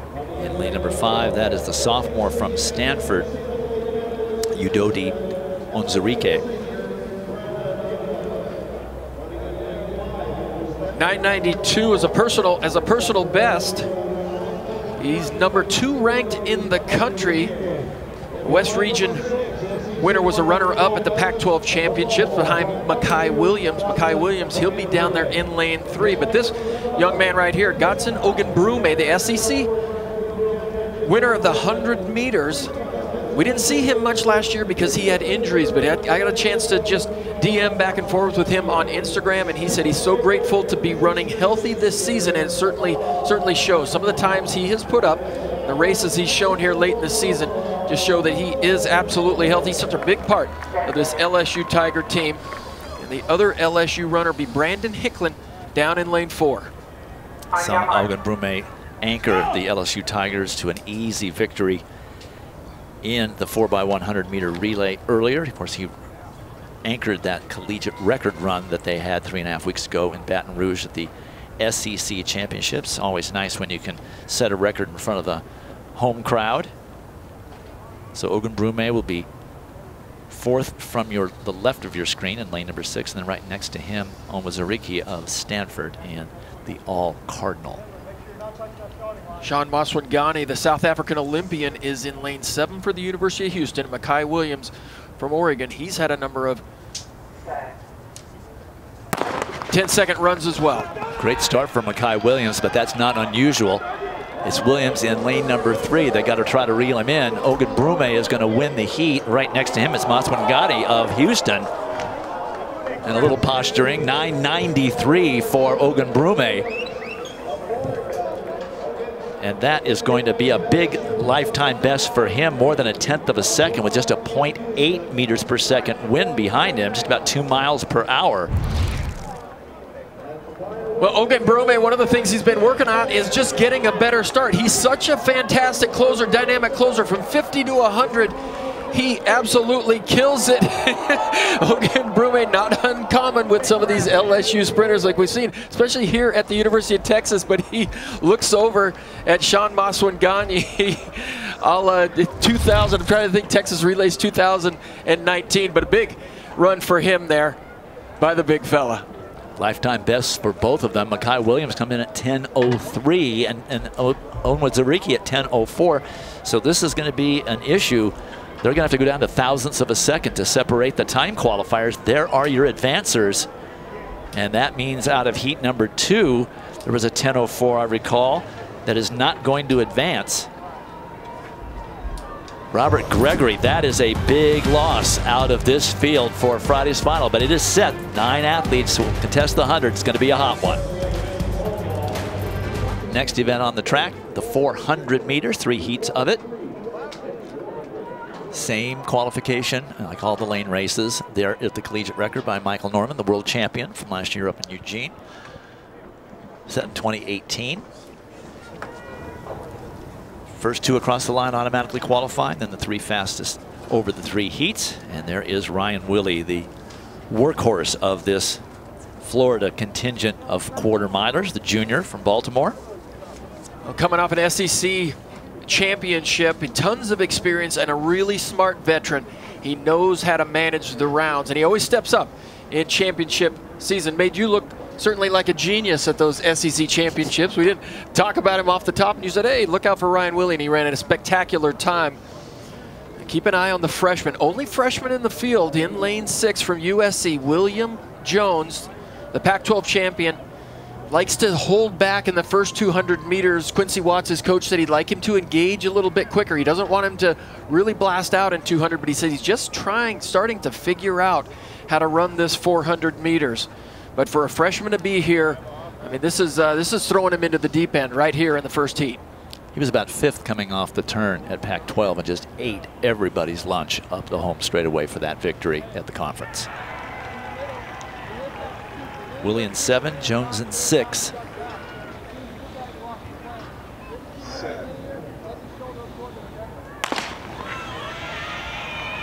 Willey ran that 44.27 at the conference meet, made it look easy, like he had been doing it all year. And Ryan Willey is out to a great start. An interesting schedule for the Florida Gators outdoors. They only competed 3 times before they got into the championship season. That just shows that they are fresh coming in to the regionals and then the NCAA championships, and they will have fresh legs going into the U.S. championships in a few weeks' time as well. Willey is dominating at this point. Here comes Jones, though, in lane 6. Remember, first 2 across the line, automatically qualifying through to Friday. It's Willey looking in control. Here comes Jones. Down in lane 3, the Christopher Bailey of Arkansas trying to make a race of it, but Jones is going to be overtaken right at the tape. There's a freshman mistake.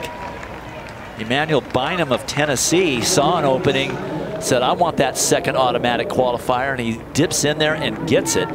Now Jones has to wait to see if his time from this first heat holds up as one of the 3 automatic, excuse me, I should say, time qualifiers that will get into the final. Well, Ryan Willey just makes running the 400 look so easy. Look at his face, look at his arms. He doesn't ever look like he's in any kind of distress at all. Certainly different technique than the 2 guys behind him, but a nice run on the outside by Emmanuel Bynum, the 200-meter specialist who's bumped up to 400 meters this season and really taken control of that race for the Tennessee Volunteers. So Willie and Bynum automatically through. Jones just 100th of a second back at that time. A good chance that he will make it through. That was a pretty stacked heat. Christopher Bailey down there for Arkansas at 45.55. He probably has to sweat it a little bit more over these next 2 heats.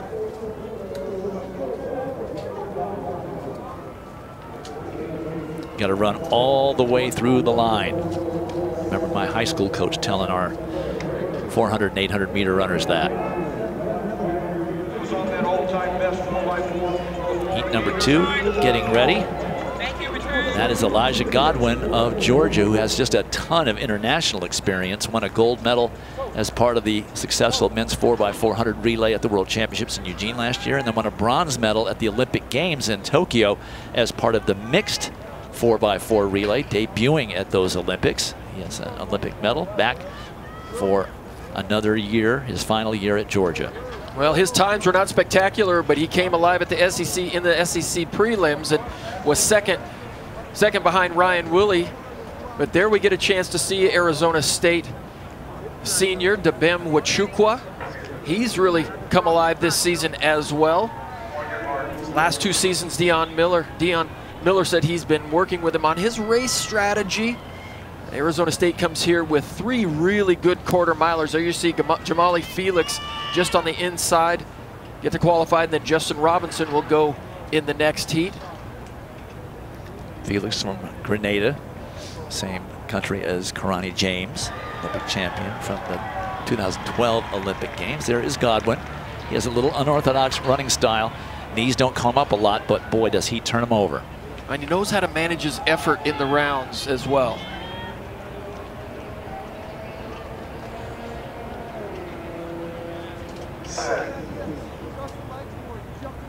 So Wachukwu of Arizona State in 5, and then Elijah Godwin in 7. Godwin has a couple of athletes to his outside to key off of early. There you see Godwin has gone out fast. He likes to go out quick.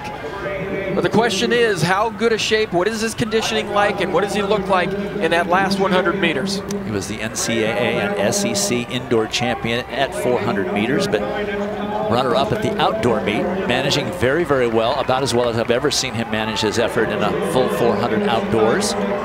Nice lead. Now here comes Wachukwu, trying to get that second spot. Now you see a tough time for Godwin to get his knees up, but he will win the heat. Wachukwu gets second, so those are your automatic qualifiers, 44.74. And that's just 0.4 of a second off his lifetime best for the distance. So Godwin through easily to the final. Well, and you see this last 100 meters, when the way he pushes that first 250, the way he pushes that first 300, you know he's going to struggle down the home straight. But if he could get his knees up, he could loosen up just a little bit. He'd make that last 100 meters that much easier on himself. But you see he's not in any major distress. We've certainly seen him rock and roll a little bit more, but 44.74, not only was it a managed run, it was an extremely fast time. Corrected to 44.73. Wachukwu getting second, and Javon Powell at 45.02. That's a very good time. It probably will advance on time with 1 heat remaining. And John Anders is down with Elijah Godwin. Dwight, I told him I'd make this as smooth and as easy as he made it look in his semifinal. I just want you to assess the race in those 400 meters. I mean, today it's about surviving and advancing. So, reading out how the race is going, pushing when I need to push, and shutting it down when I need to. It was a great race, great time, and I think it's going to set up for a really good race tomorrow. How does running the SEC in that 400 set you up for this thing? I mean, it all come together. It's like every race, you're just trying to put it together better and better. And it's great to have competition like that because it prepares you for meets like this. Very good. Good luck. We'll see you in the 4x4. Yeah, Dwight, he's going to have a lot of familiar faces in that final. Yeah, no question about that. It's already happened as we have 1 more heat remaining. Godwin is through with a fine time. He'll get a good lane draw off of that time as we get ready for the 3rd and final semifinal heat of these 400 meters. And this heat will feature the 3rd Arizona State Sun Devil, sophomore Justin Robinson. He'll start in lane number 6. Well, Justin Robinson, one of the top recruits in the country back in 2019. Thought he might just go directly to the pros, but COVID hit and kind of stalled his plans a little bit, but he ends up at Arizona State University, his second full season at ASU. The U.S. indoor champion came back a couple weeks later. It was, I guess it was less than 2 weeks to the NCAA championships and did not fare as well, but he's been struggling with a little bit of a hamstring injury, but he got through the Pac-12 championships, got through regionals, and his coach Dion Miller said he is feeling much better here. Then we got a couple of Oklahoma Sooners in the race as well, just to the inside. Richard Johnson, he was the runner-up in the 400 meters at the Big 12 championships, and the winner of the Big 12 championships in lane 4, Zariq Brown. There are the lane assignments. Johnson in 5, Robinson in 6. Emmanuel Bamadelli out there in lane 7, not to be discounted. He will be a good rabbit for Robinson and Johnson.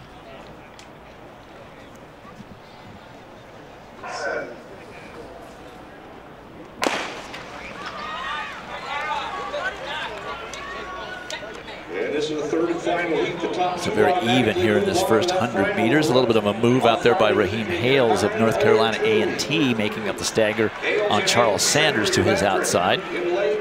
Bamadelli covers that move. In lane 7, he's an All-American indoors. All-time best 4x4 for the Gators to his inside. Johnson lagging a bit there. It's his teammate Zariq Brown who is doing better for the Sooners. Robinson comes off the turn with a little bit of a lead, but Bamadelli is right there. And coming back is Raheem Hales of North Carolina A&T, but he's going to run out of room. Robinson's going to win it, followed by Bamadelli. These Florida Gators are really coming through when it's needed. You want to try and get as many bodies through into the finals as you possibly can. Elijah Godwin said it right.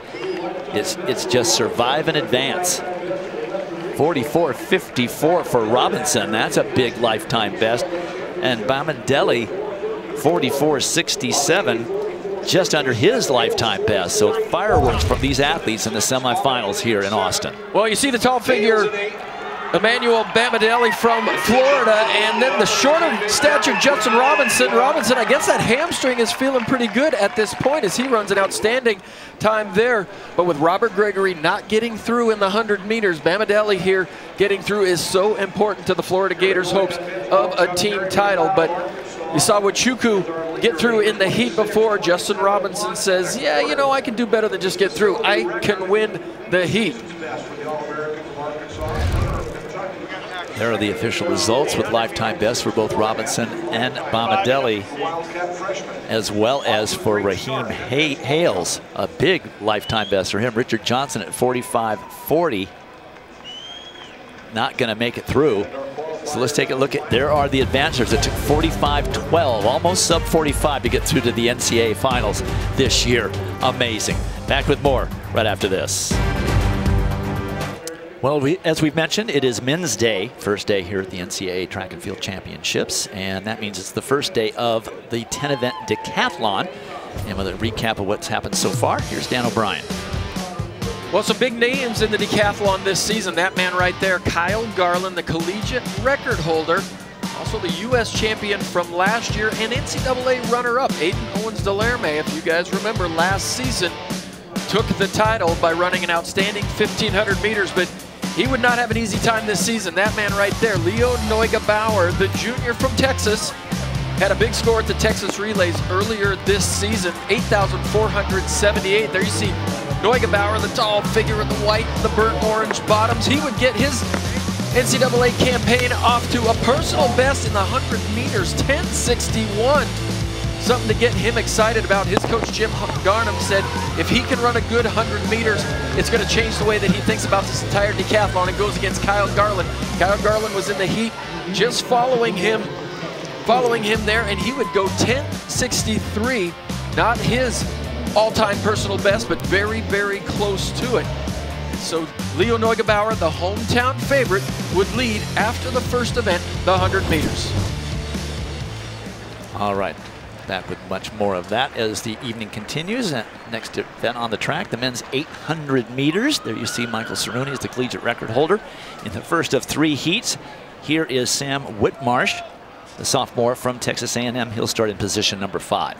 What a comeback year it has been for Sam Whitmarsh. He is finding that form that he found at the SEC Championships in 2022 when he ran 1:46.09 and then had his season end because of a health issue, diagnosed with a heart condition that abruptly ended his outdoor campaign. He was this year's SEC runner-up to Will Sumner of Georgia. This qualifying heat actually includes the top 3 finishers from the SEC 800-meter final. That's Will Sumner, who was the champion, Sam Whitmarsh, and also Tiernan Corcoran of Ole Miss. Yeah, this is a pretty stacked heat, and you might see all the time qualifiers come out of this one. The qualifying is just like every other lane race because they started in lanes. First 2 across the finish line will automatically qualify to Friday's final, and the next 3 fastest times over the 3 heats. Therese Roden running exactly like he did at the NCAA Indoor Championships. A very aggressive starter, likes to get there and push the pace up front. Sumner positioning himself really well alongside him as well. Will Sumner just saw his teammates Elijah Godwin and of course also Kyle Garland competing in the decathlon. Another one of those Bulldogs to watch in this championship. 52.5 for the first 400. That's easy for Will Sumner. He can run sub 45 on a relay leg, and he takes command.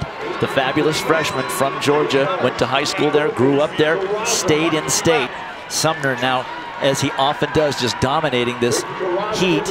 Watch out for Creighton Carrozza of the University of Texas, working his way into 2nd position as well.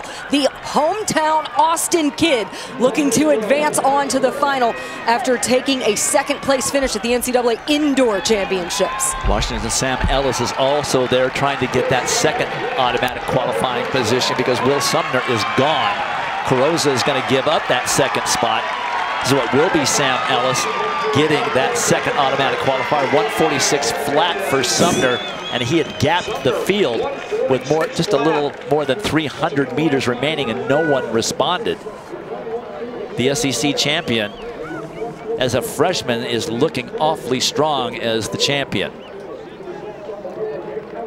52.5 going out, 53.5 coming back for Will Sumner.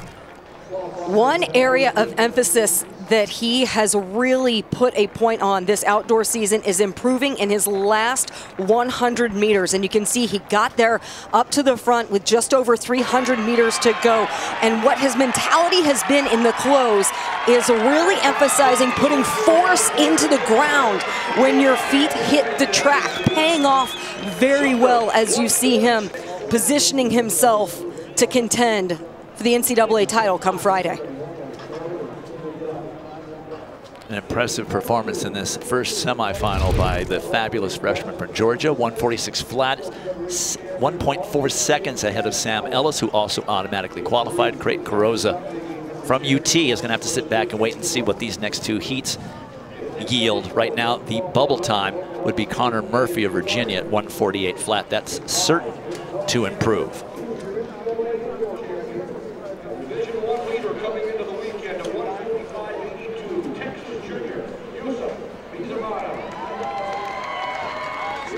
Semifinal number 2 on the track.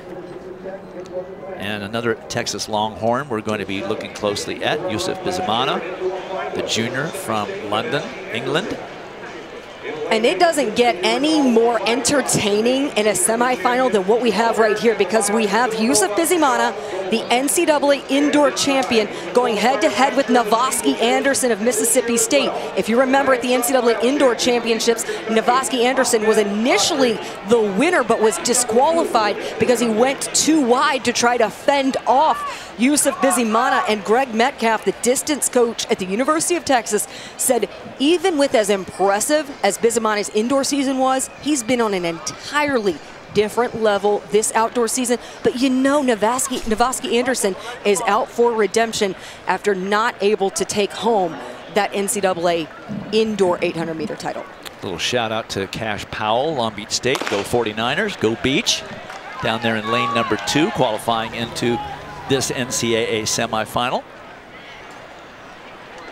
So it's Bizimana in position number 5, lane 5, Navosky Anderson, who was the SEC champion outdoors 2 years ago. And it is Cash Powell taking the early lead. Number 7. Also worth noting right there in lane 9, that is Ahmed Kadri from Eastern Kentucky, back from that steeple semifinal earlier, just over an hour ago. There he is, Beach across his singlet. Cash Powell leading early. Anderson right there marking him closely. Sean Dolan of Villanova is out there too. Bizimana a little bit boxed at the moment. And for Virginia Tech, that is Nick Plant. Slow first 400, 55.08. So that's going to play right into Navasky Anderson. His coach, Chris Woods, said that going into this championship, the message was leave nothing to chance. Just stay out of traffic. He's a really savvy racer. You see he has that long stride. So to his advantage to get out there up front and stay out of trouble. And we start to see the pace quicken with 200 meters to go, Dwight. I'll say Bizimana broke out of his box, and now the race is on. Anderson there on the rail, still in second. Sean Dolan from Villanova trying to make a race of it as well. So here comes Bizimana. Anderson looks like he could be overtaken for that second spot. He is.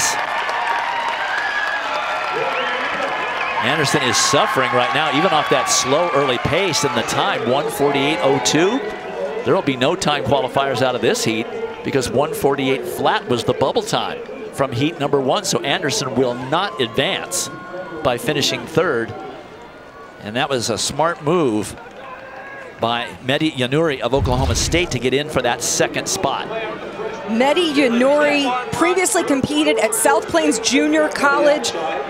Head coach at Oklahoma State, Dave Smith, took a chance on him and said it has paid off. Look at how far back he is, and then the way he closes in the final 100 meters. Bizimana looking incredibly poised and composed there up front.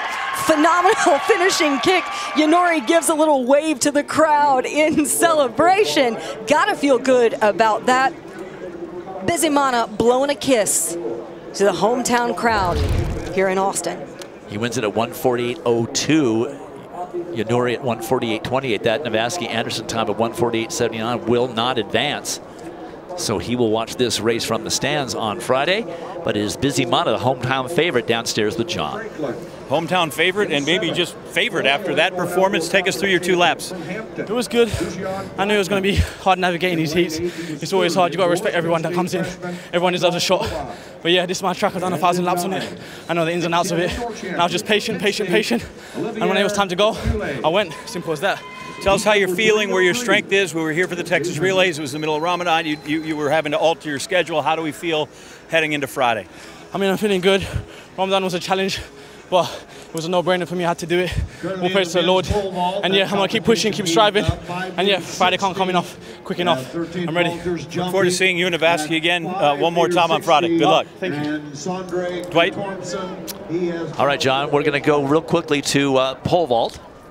Simon Guttormson, the NCAA indoor champion, finally coming in. The bar, Dan O'Brien, is at what height? It's coming up right now. 18.4.5, 5'60". Sort of the normal starting height for the senior from Princeton. He had quite the sojourn during the indoor season, flitting all over the world because the European Championships were in Istanbul, Turkey, right at the time between the SEC Championships and the NCAAs. This is Jacob Engler of Washington, the senior, with the bar at 5'60". So it turns out Guttormson has decided to pass. It's a large field here because there are 24 athletes, 12 from the East Regionals, 12 from the West Regionals. So these field events, especially the pole vault, takes quite a bit of time, and that is a lifetime best for Engler. A good time to have it as well. And perfect 4 jumps. That makes it 4 jumps in a row, and he will take the lead. All right, back quickly over to the third and final semifinal of the 800 meters. This is Aiden McCarthy of Cal Poly SLO, SLO, San Luis Obispo, the Mustangs. He'll be in position number 5 in this third and final heat. What an advantage this heat has, knowing that the second heat went slow. So those who are unable to get into the top 2, as long as they are running fast in this heat, they got a good chance of advancing through to Friday's final. And McCarthy looked fantastic, excuse me, in those West prelims, clocking 146.26. Redshirt sophomore is Cal Poly's first national qualifier since 2017.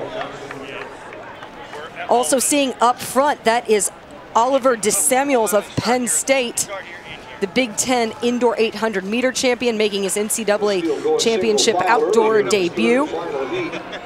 Top two automatically move on. Coming up in the first 400, definitely slower than the first heat, but quicker than the second. 53.5, it pretty much splits the times going out in the first and second heat.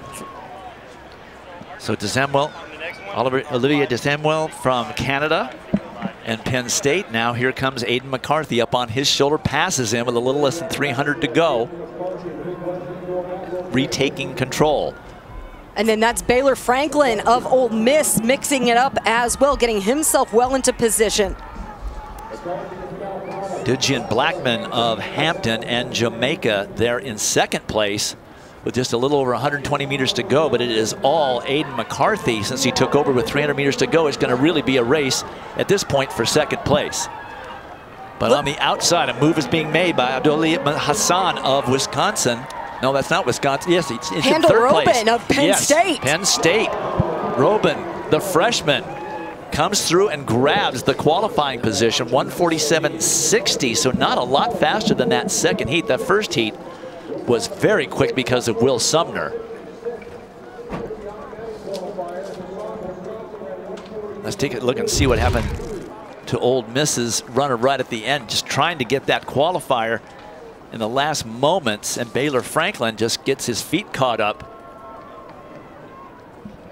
There's McCarthy followed by the freshman Robon from Penn State, getting the automatic qualifiers in this third and final semifinal.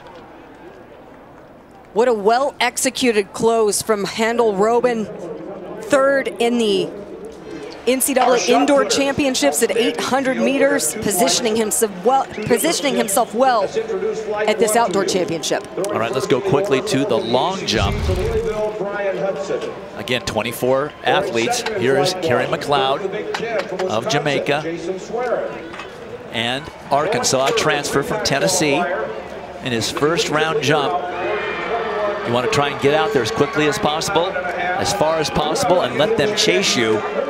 And that's exactly what he did here. Gets nice on the board, left very little. And round one with a legal win, 27.125, putting himself into the early lead in the prelims. There are your advancers to final. It took 148 flat to make it, but Will Sumner at 146 flat made it look awfully easy. Back with more.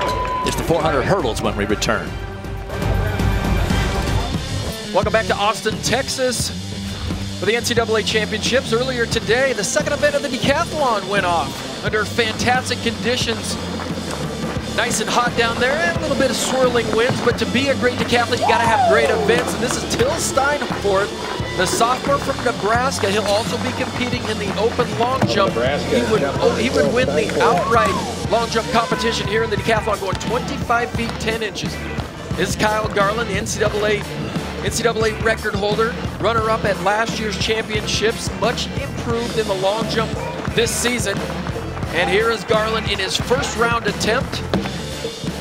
A lot of confidence coming down that runway, and he bounced one out in the first round, an early effort of 25 feet 4 inches. And he would get a ton of points for that jump.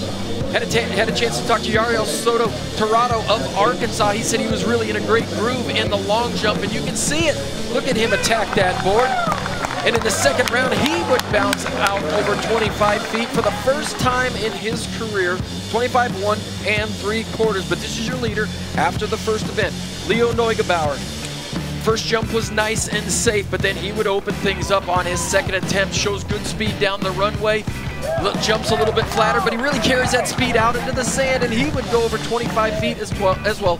25 feet 2.5 inches.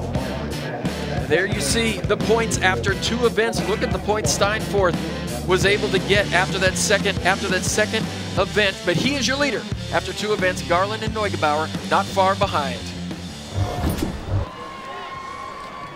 All right, now time for 3 semifinal heats of the 400-meter hurdles. Rai Benjamin, the Olympic silver medalist, has the collegiate record as well as the meet record in Eugene, that same day that Michael Norman set the collegiate record in the 400. This is James Smith Jr. of Texas A&M. He will start out in lane number 6. Youngster from Chandler, Arizona, spent a season at the University of Arizona before transferring to 800U, but Smith broke the 50-second barrier for the first time here at the championships back in 2019 at age 19. There are the lane assignments. Texas Tech with an athlete in here that they're hoping to get through to the finals, Oscar Edlund.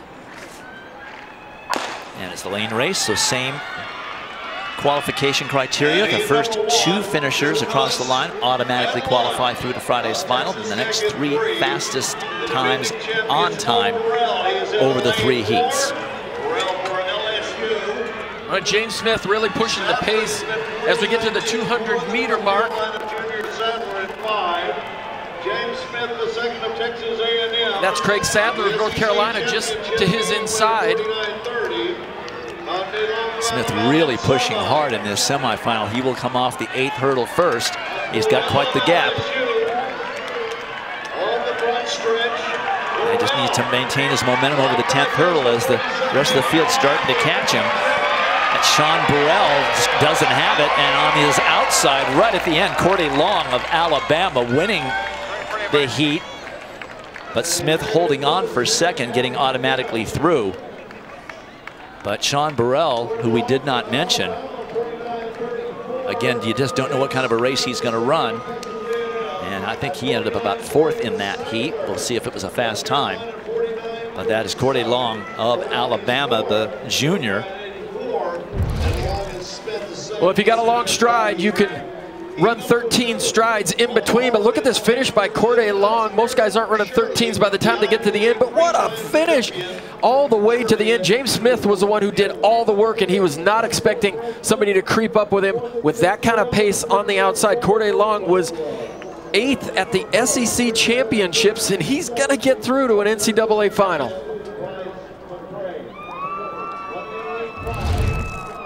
There are your official results with Long and Smith both qualifying through automatically. It's Clement Ducot of Tennessee. He is the bubble time at 50:57, so Sean Burrell still have a chance. He still broke 50 seconds as we get on to heat number 2, and the collegiate leader decided not to do the multi-event outdoors this year for his Arkansas team and became the collegiate leader in the 400 hurdles. This is Aiden Owens-Delarme, the senior from Arkansas. Well, we were first introduced to him here in 2019. We saw him wearing a USC uniform. He was 2nd place in the decathlon that year, but he said it's only fitting 4 years after his debut at the NCAA championships, he'll run his final collegiate race here on this very same track. But what we thought was all going to just be kind of fun and maybe even a little bit of a tester, he's turned very serious. He said, look, he wasn't going to get out there in the 400-meter hurdles and just shuffle around. He wanted to show people that he was very versatile. Certainly he's versatile in decathlon, but this shows a whole lot about him. And here's Caleb Dean. He swept the hurdles at the Big 12. He swept the hurdles, excuse me, indoors and outdoors at the Big 12 championships.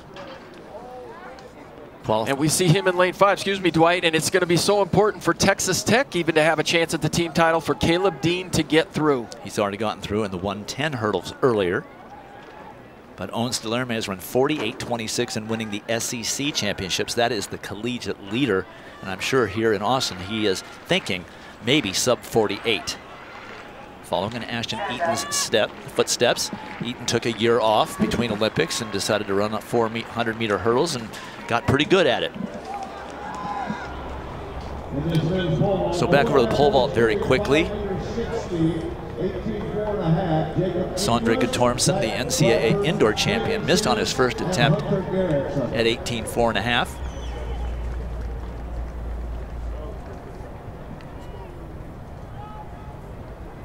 Second attempt here at this height.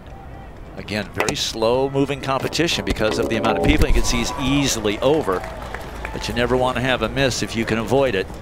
but he's capable certainly of much, much more. He has jumped 6 meters, so there's a lot of pole vaulting in Tormson's future in this competition as we get back to that first semifinal heat, or second, I should say, of the 400 hurdles.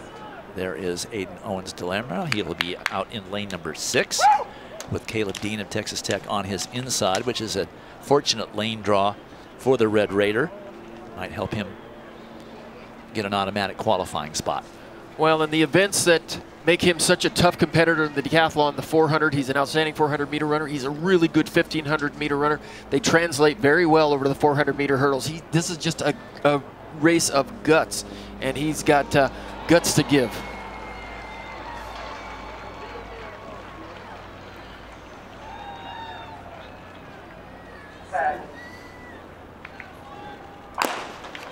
Cleanly away this time. Delerme will be out in lane 6, as I mentioned. Off to a little bit of a slow start here, which we did not see in Baton Rouge 3.5 weeks ago. Caleb Dean right there, even with him. Temperatures dropped down into the lower 80s, which is helpful, and the breeze has stayed down. Dean now taking the lead on hurdle number 7. And on the outside, that is Caleb Kavanaugh of Georgia making a race of it, and Delerme does not seem to have an answer here. It's going to be Dean and Kavanaugh with the automatic qualifying spots. Delerme goes well off of the 10th hurdle and may have run fast enough to get a time qualifier, but we still have one semifinal heat remaining for him to wait through, and it's just not the Aiden Owens-Delerme we saw in Baton Rouge, that's for certain. Well, it's tough, Dwight, because we've only seen him run 2 400-meter hurdle races. We haven't seen him in any kind of distress. We haven't seen him get out of his stride pattern.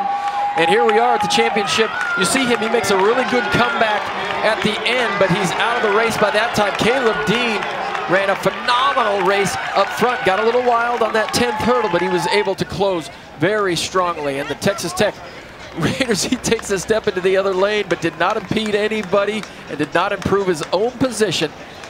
So not a foul. So just so happens that Aiden Owens-Delerme with that finish is the bubble, 49.82. As long as third place in the next semifinal does not run faster than that, Owens will get into the final. He'll have a lousy lane draw, but that probably doesn't matter to him. In 2 more days, he may be a completely different athlete. You can see he's not in some distress. Caleb Dean winning it, getting into the final in both hurdle races, and Caleb Kavanaugh of Georgia helping the Bulldogs with the 2nd place finish.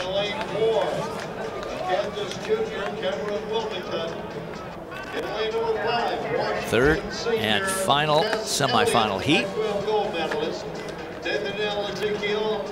And just to close the circle, Sean Burrell, who we mentioned after the first heat, at 49.84, he will not advance.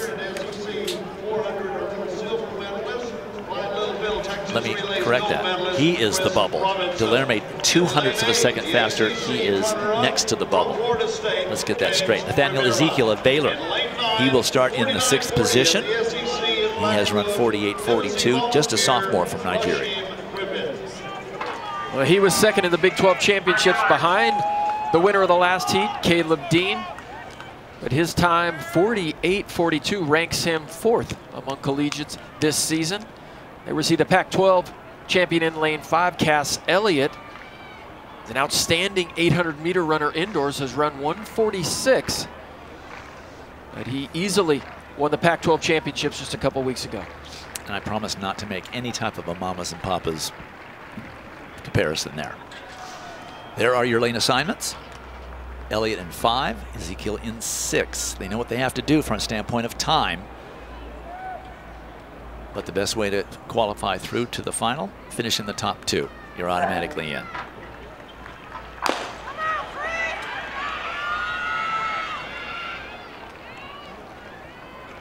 And it is Ezekiel who is out pretty quickly already, as is Chris Robinson of Alabama.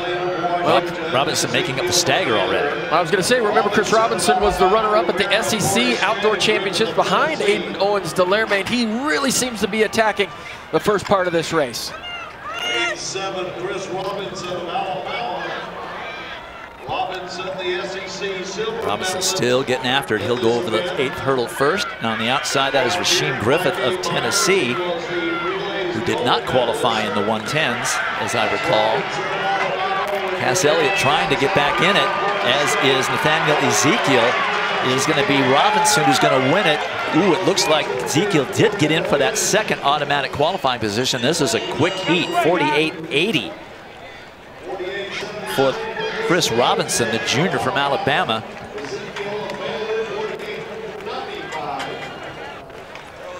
.48.79 it's corrected to.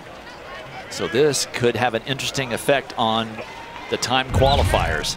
Well, this is a really quick heat. There you see Chris Robinson with the white uniform A up front. He has gone 48.36 earlier this season, but he ran just such a gutsy race through 9 hurdles and then just gave it everything he had down the home straight. You can see that all these guys are hurting when they come off that 10th hurdle, and it's really a matter of who can hold their composure all the way to the line, and Chris Robinson ran a very smart race. Robinson had some serious hang time off that 10th hurdle to make sure he didn't hit it.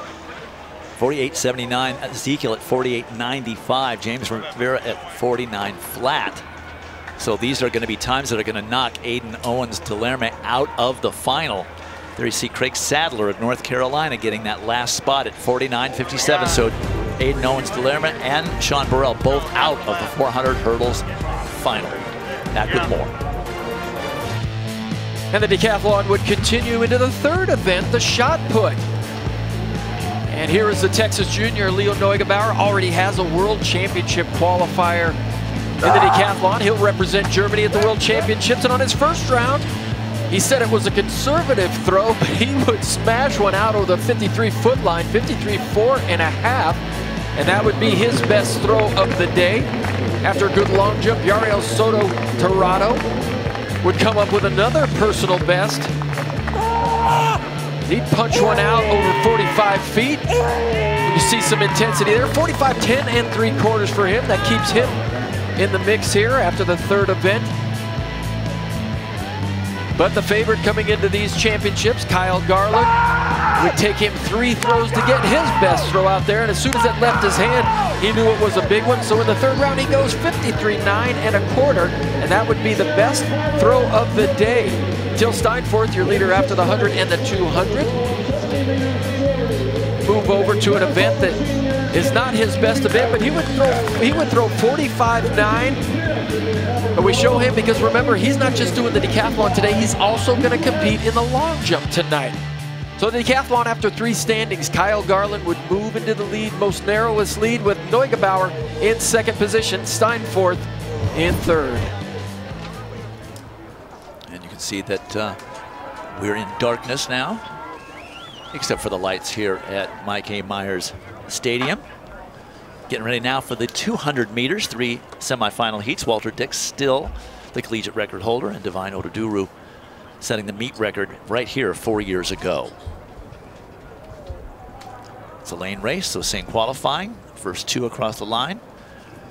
Automatically qualifying. Robert Gregory did not qualify in the 100 meters for the Gators. This is important that he redeem himself here. He'll be in lane number 6. Well, the TCU transfer ran really tough at the SEC Championship from an outside lane. I think Robert Gregory may be the favorite here in the 200 meters. And then in the inside lane, in lane 4, Alaba Akintola of Middle Tennessee State. He also competed in the 100 meters, but did not qualify for the finals. And they're off. Gregory in lane number 6. Running to get himself into the final and help Coach Holloway in his quest for another team title. But he's got all he can handle. And Terrence Jones from Texas Tech, they want the same thing. Gregory finds another gear, though, and wins the heat. It's Gregory across the line first with Jones second. They automatically qualify. 1996 for Gregory. That's a lifetime best. And the wind was 1.0, so well under the allowable, just about 2.2 miles per hour. So that's a good way to redeem yourself. Well, we didn't mention Terrence Jones, one of the fastest 100-meter and 200-meter runners in the country on the outside, but there's Robert Gregory, and what he does so well is he chases. He gets behind in the 200 meters, and he's able to just hold his technique all the way through the line. He came to Florida from TCU as a 400-meter runner, and Mike Holloway and the Florida Gators have a way of taking those guys who run the 400 and the 200 down and really getting their best times out of them in the 100 and the 200. That is the second fastest time in a semi ever at the collegiate level. Robert Gregory, 1995, with Terrence Jones right there in second. They automatically qualify. Amir Willis at 20:29. That's a pretty solid time. Probably will advance, but he has to wait. Camden Jackson of Baylor becomes the bubble at 20:52 with 2 semifinal heats yet to run.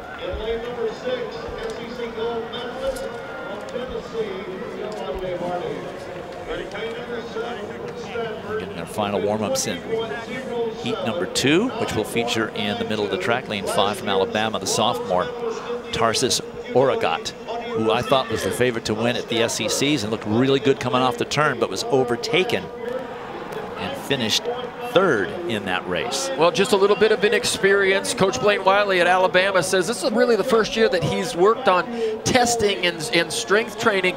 He's a young athlete, and he didn't love the 400 meters. And got to talk to from Fred Curley. He said, you know, kid, you got to be a good 200-meter runner, to be a good 100-meter, you got to find some love for the 400. And he's really taken it on. He has run some 43-second 4x400 meter splits.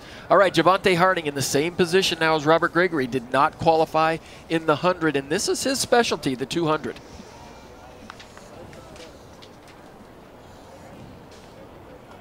That time for Robert Gregory, the number 8 time in the world this year at 200 meters. That's going to be a hot race at the World Championships. Look at this lineup. Matthew Bowling, Onzarike, Ja'Cory Patterson in here as well. Yeah, this is a stacked heat.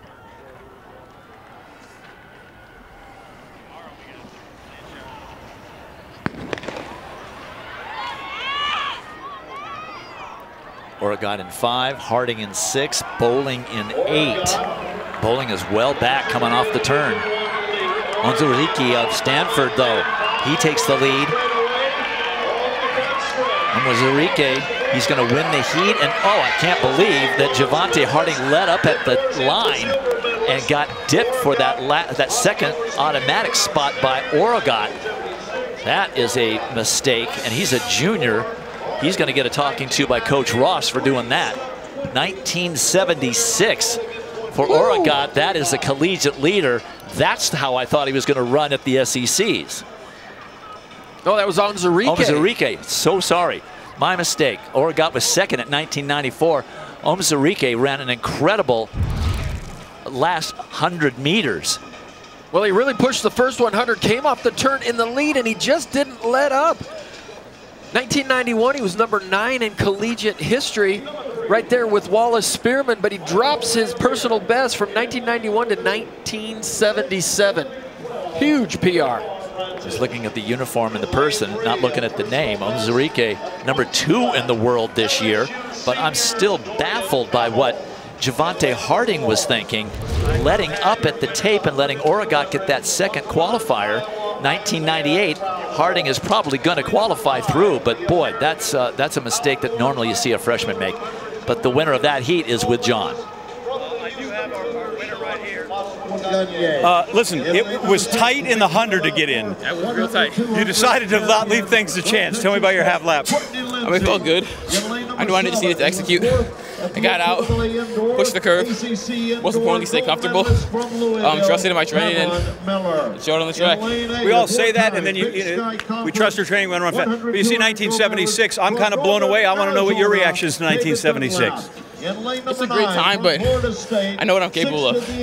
I can do even better than this. So, want to continue to just stay diligent, stay patient, and we'll see what happens on Friday. Nice to be through comfortably here after the 100. We'll see you in both of them on Friday. Yes, sir. All right, Dwight.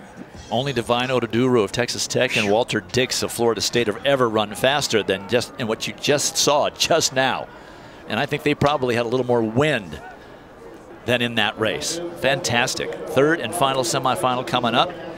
It's going to take like under 20.2 to qualify in this 200. As we take a look in lane number 6, another Tech runner, Courtney Lindsay, the senior. Well, won the 100 meters, 200 meters at the Big 12 Outdoor Championships. 1994 this season at the Texas Tech Corky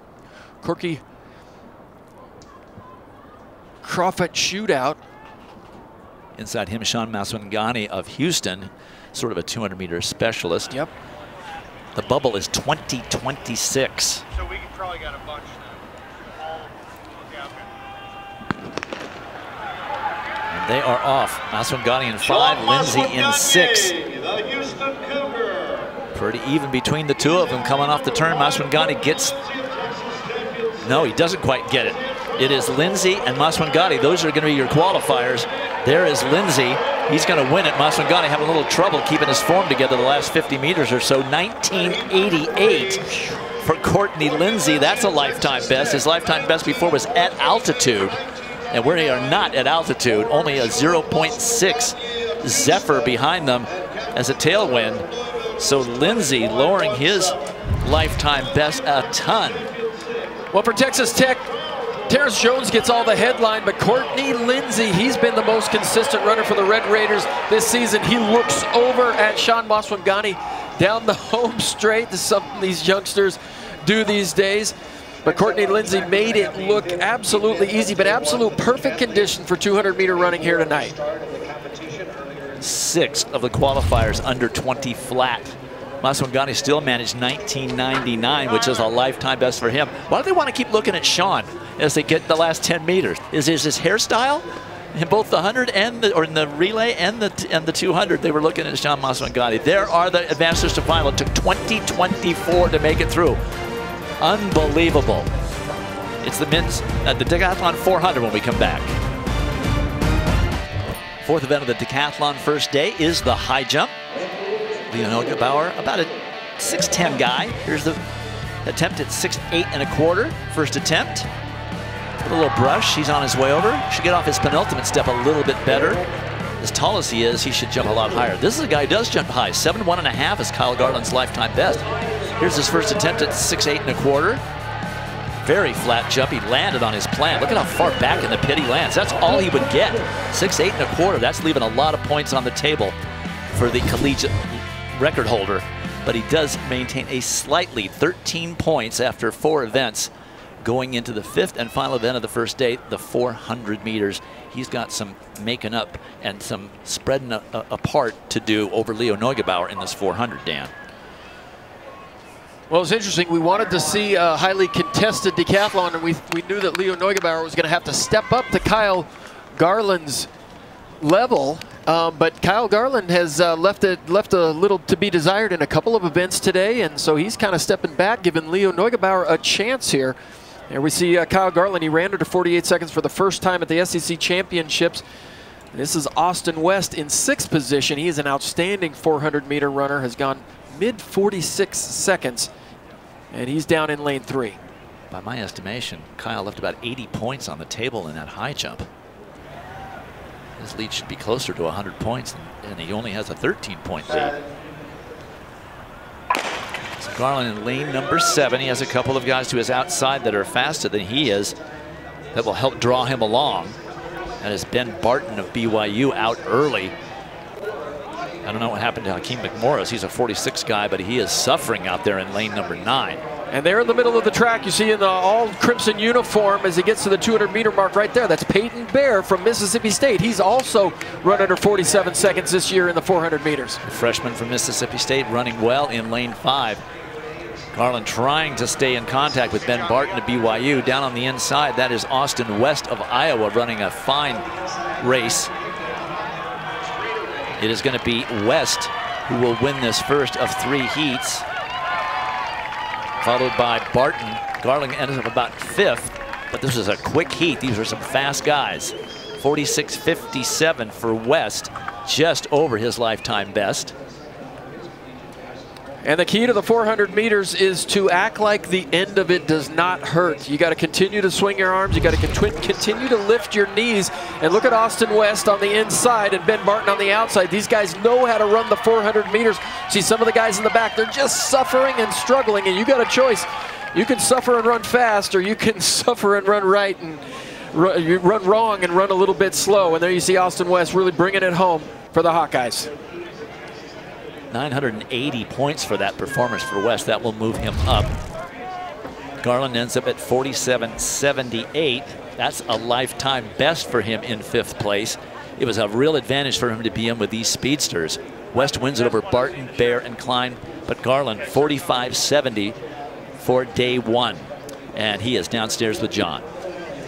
All right, Dwight, this is our annual first day wrap-up that I do with Kyle Garland after the first 5 events, and then he tells me I'm pleased or I'm frightened after the first 5 events.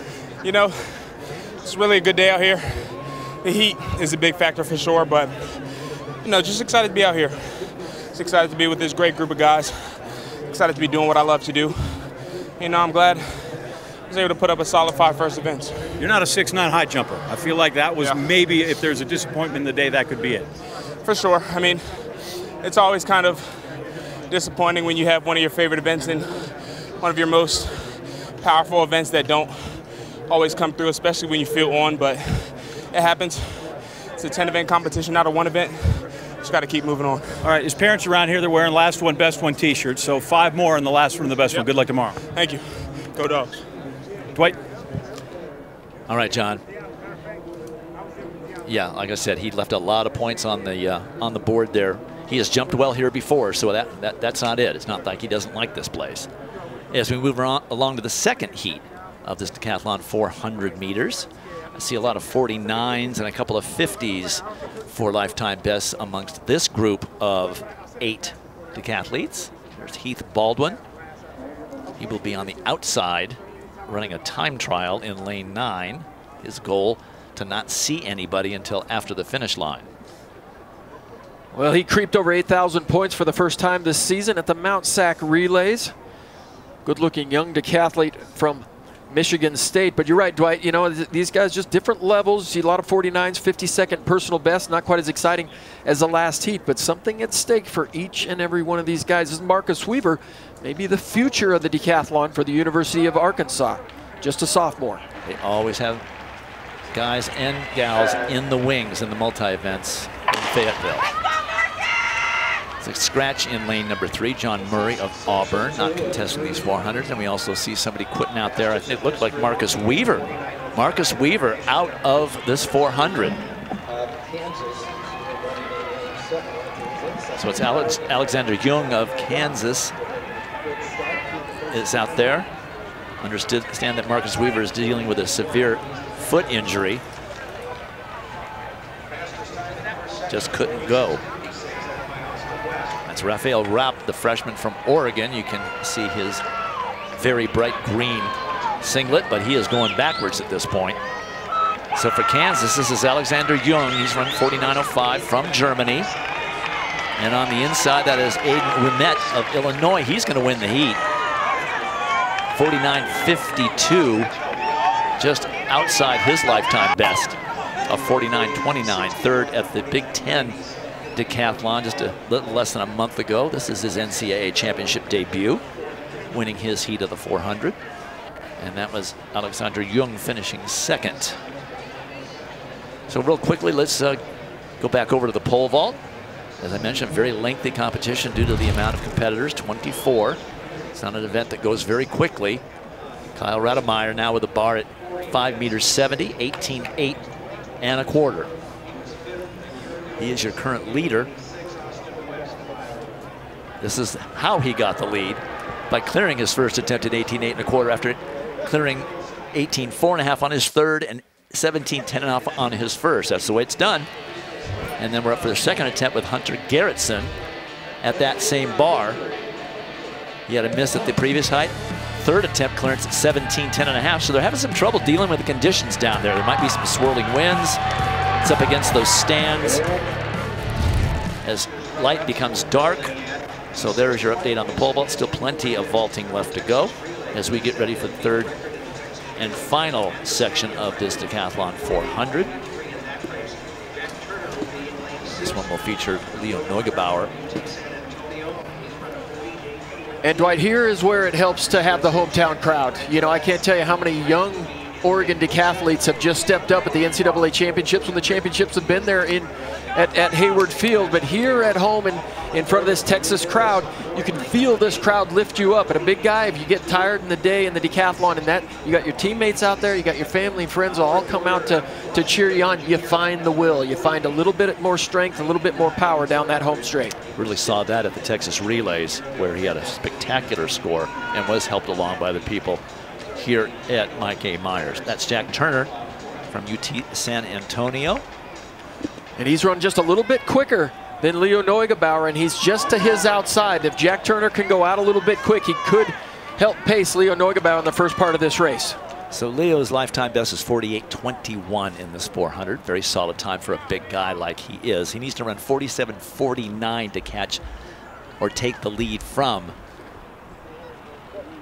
Kyle Garland after Garland's lifetime best in the 400.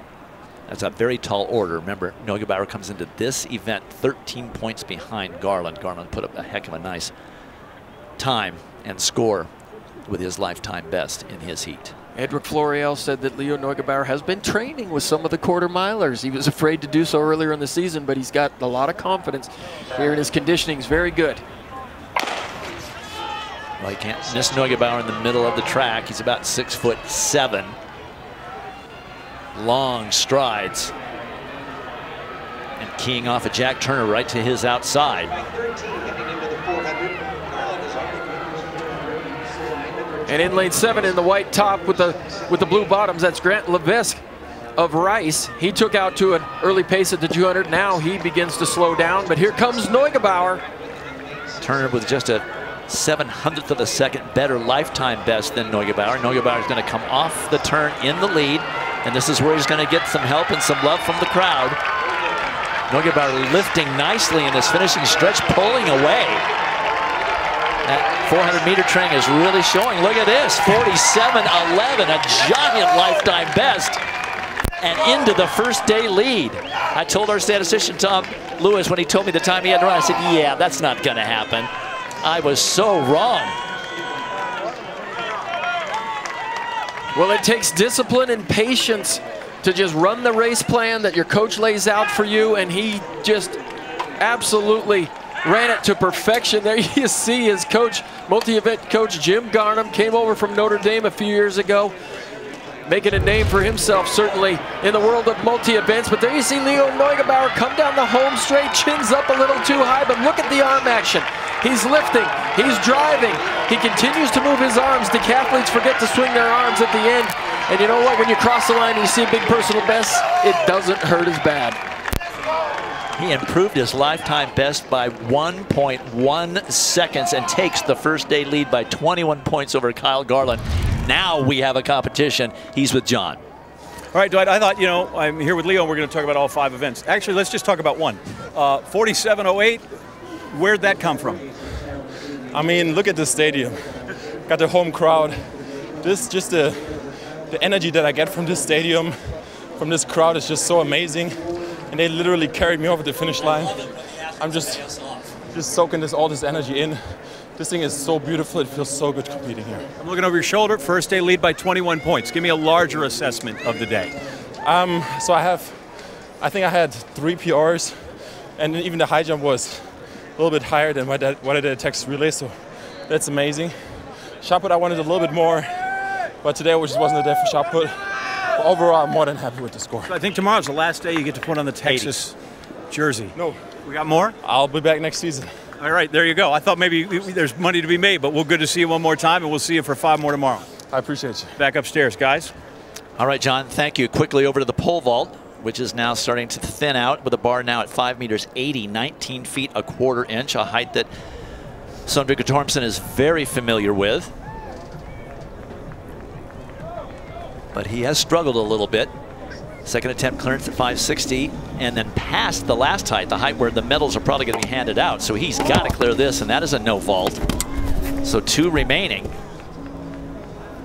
So he'll have 2 left to go. When we return, it's 25 laps of the men's 10,000 meter final where the points will be distributed. Make sure you stay with us. Back in Austin, ready now for the 10,000 meter final. Sam Chalanga from 13 years ago has the collegiate record. Patrick Deaver of Tulsa with the meet record. There is Dylan Jacobs, a favorite, no doubt. The defending champion from Tennessee, finally a senior. Like everything else, 24 athletes in the field. You mentioned Dylan Jacobs, the defending champion, won it last year with Notre Dame, grad transfer to the University of Tennessee, followed his Notre Dame coach Sean Carlson to Knoxville to compete his final year of eligibility with the Volunteers.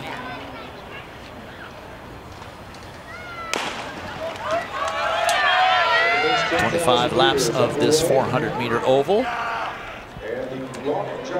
81 degrees, 61% humidity.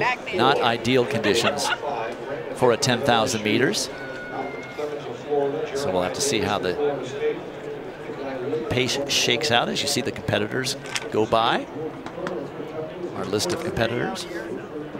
12 from the East Regional at Jacksonville, Florida 2 weeks ago, and 12 from Sacramento 2 weeks ago on the West Regional, as we quickly shift over to the men's pole vault with Guttormson of Princeton on the runway once again after one miss at 19 feet a quarter inch, a height he must clear because he passed the previous height. And that is basically a no vault again. Something's going on down there and he hasn't figured it out. So that's 2 misses where he didn't even go for the bar. He has 1 remaining and a no fooling around height of 19 feet a quarter inch. He is in jeopardy of not placing. First lap 65.8 over that opening 400 meters. So pretty honest as you see the field stringing out reasonably well. Jacobs winning the 5,000 meters at the conference meet 3.5 weeks ago in Baton Rouge, where it wasn't quite this hot, but it was humid. We had thunderstorms all in the area, so a higher humidity, but not the heat. Also in good position, you're seeing right there in third, very tall, you know, wearing the dark red. That is Patrick Kiprop of the University of Arkansas. Well familiar with battling Dylan Jacobs, certainly. Also behind him, that's Victor Kiprop of Alabama. And Dwight, I know you mentioned that Dylan Jacobs is a favorite, but there are so many guys that could win this championship. You're seeing right there 2 different Stanford athletes, certainly in that conversation. There's Kai Robinson up there. And then also, of course, Charles Hicks, who is the NCAA cross-country champion.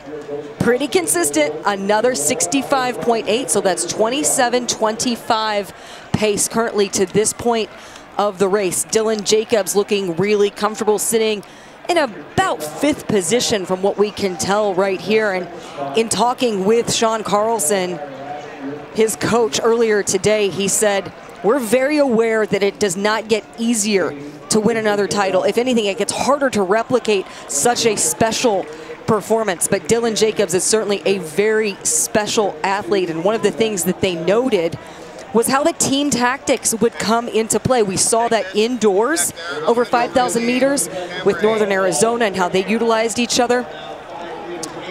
So interesting to see how you're going to see a couple of athletes working together with their teammates. Also worth noting, that is Isai Rodriguez of Oklahoma State, who you just saw those bright orange shorts, really easy to identify.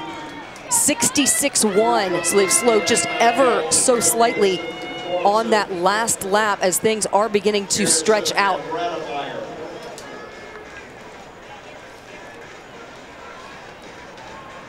So still under 27:30 pace if they maintain this. Here goes Rodriguez. This is much like he ran at the preliminary meet. He gets really anxious and likes to move for the front. His coach, Dave Smith, said that he was advising him to wait until a couple K into the race to make a move. Instead, he waited 1 lap to do so. So that's Isai Rodriguez in third currently. Over to the pole vault very quickly. Hunter Gerritsen of Arizona, third attempt at 19 feet a quarter, so he is out. Currently in second, having made the previous height on his second attempt. In fact, he had a miss at every height that he attempted, but he is in second place. Kyle Redemeyer of South Alabama, still the leader. And that is going to take us down to Sondrik Thormsen as we get back to the 10,000 with just less than 21 laps remaining. They threw in a 65.3 lap on that last tour. It's been James Mora from Gonzaga leading the majority of the race to this point, as I do believe that's Rodriguez moving now up into the pole position. Dylan Jacobs comfortably sitting there in fifth. And Isai Rodriguez had a turbulent 2022. He was involved in a fiery rollover crash. He was in the passenger seat. Former Oklahoma State wrestler and his good friend AJ Ferrari was driving. Attempted to pass 3 vehicles on a 2-lane wet road and met a pickup truck head on. Oklahoma State coach Dave Smith said he didn't even know how those two survived, and really the trauma was more mental than the physical injuries that Isai Rodriguez endured. Okay, a seminal moment in the career of this young man, Sondrik Thormsen, the senior from Princeton. Passed at the last height, 18.8 1/4, so doesn't get that as a recorded clearance. Second attempt at his opening height, so that puts him out of scoring. He must clear this third and final attempt at 19 feet 1/4 inch, and he's really had 2 vaults where he did not go for the bar. Strange conditions down there. As you get close to the box, it gets quite a bit darker, and we don't know what's happening with the wind. It looks like a tailwind, but Dan, because of that, those stands, I think you get a swirling effect. All right, where the 10-10s come in beyond the pit, there are some changes. Yeah, you can see he's completely disoriented. That's scary because he came very close to landing in the box. He cannot believe what's just happened. An event he absolutely certainly should have been in contention to win. And now he will not even place. So that'll be Kyle Redemeyer of South Alabama. I should correct myself. He is going to get tied for 6th. But believe me, for him, tie for 6th is the same as not placing. Redemeyer is going to win this event, and he has 1 attempt remaining. He doesn't have to clear it to win because he cleared the last height. He was the only vaulter to clear the last height on his first attempt after making 3rd attempt at 18.4 1/2. So that's a nice relief feeling. This is almost a free effort. He's won the competition. The bar is very high. He has managed to figure out what's going on down there better than anybody else. And here he goes. He's already the winner. 3rd and final attempt at 19 feet 1/4 inch for the junior from South Alabama. And he makes a reasonably good attempt at it. But there is your winner, Kyle Redemeyer of South Alabama, with a clearance of 18.8 1/4 on his first attempt. All right, back to the 10,000 meters. They're coming up with 18 laps remaining. So we will step aside for a moment and come back with more of our coverage of this final event when we return.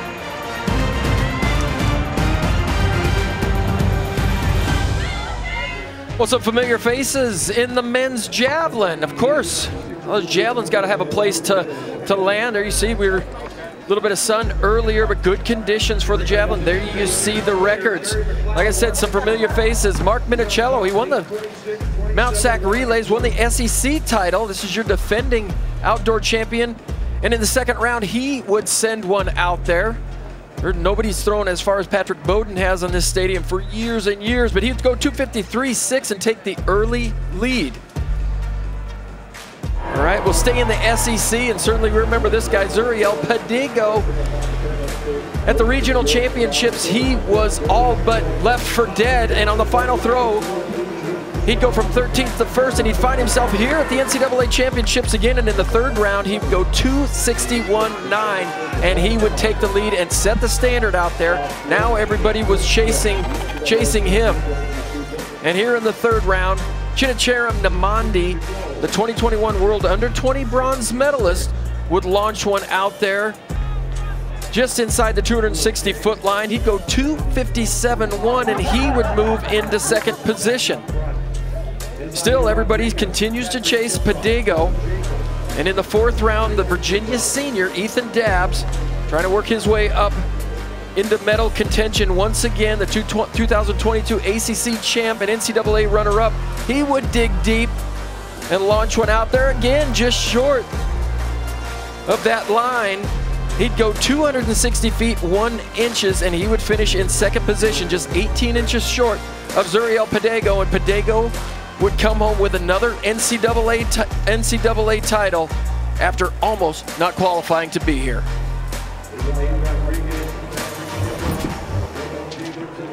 Back to the 10,000 meters, coming up on 14 laps remaining. Hey, Shames.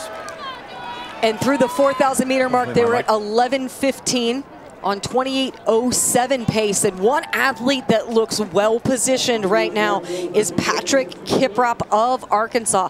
He's been hanging out right there in second position behind Rodriguez, really running relaxed, and Dylan Jacobs has now moved into third. That's Victor Kiprop of Alabama. As you can see, the athletes have the option of grabbing some water on the back stretch because of these very toasty conditions that they're enduring. Also moving really well through this part of the race. That's Kai Robinson from Stanford. There you see Rodriguez, followed by Patrick Kiprop and Dylan Jacobs. Patrick Kiprop has really raced sparingly this outdoor season. Ran a 10K at Stanford, then ran the 5,000 at the SEC Championships, and then a 10K at Regional. Arkansas head coach Chris Bucknam says that they really just wanted to be sure that they didn't over-race, with the sights set on contending for an NCAA 10K title. And Patrick Kiprop is running with a chip on his shoulder. Really feels like that he gets often overlooked and is looking to earn the respect and receive the respect in this event, and certainly looks well poised to do so right now. Dylan Jacobs incredibly comfortable. They threw in a couple of quick 400s just a few laps ago, right around 66 seconds. And now they've started to settle in and get comfortable as they head into the backstretch.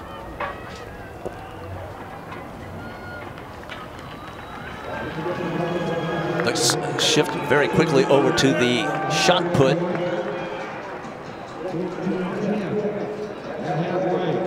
Turner Washington of Arizona State, leading the competition at 69 feet a half inch. This is his final throw. That is not going to be an improvement, but he's still leading. In fact, if they reversed the order, no, they did not, did they? They did. He's the winner. That was, so it was a foul, but he was kind of it was a freebie for him anyway.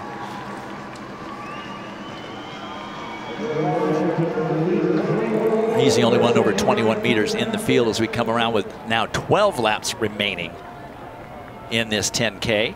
And Isai Rodriguez has just continued to lead the majority of this race. He has been up front since the very beginning. Oklahoma State coach Dave Smith said on his best days he can run with the best, and he's looking to show that right here. He said he does not panic, has incredible belief in himself, and just no performance anxiety. Grabs a little water there off to the side. He described that as a superpower that Rodriguez has. He has looked, despite doing all the work up front, still looking incredibly comfortable. They're in first position.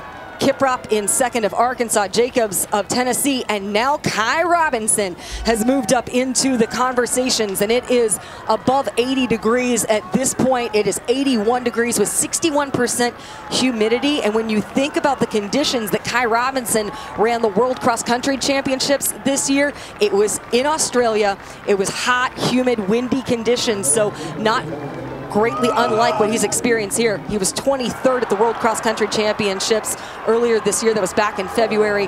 The top Australian, the second collegian among that field. All right, with a little less than 11 laps remaining, we will step aside once again. Lots of racing still left here in this 10,000 meters. Don't go anywhere.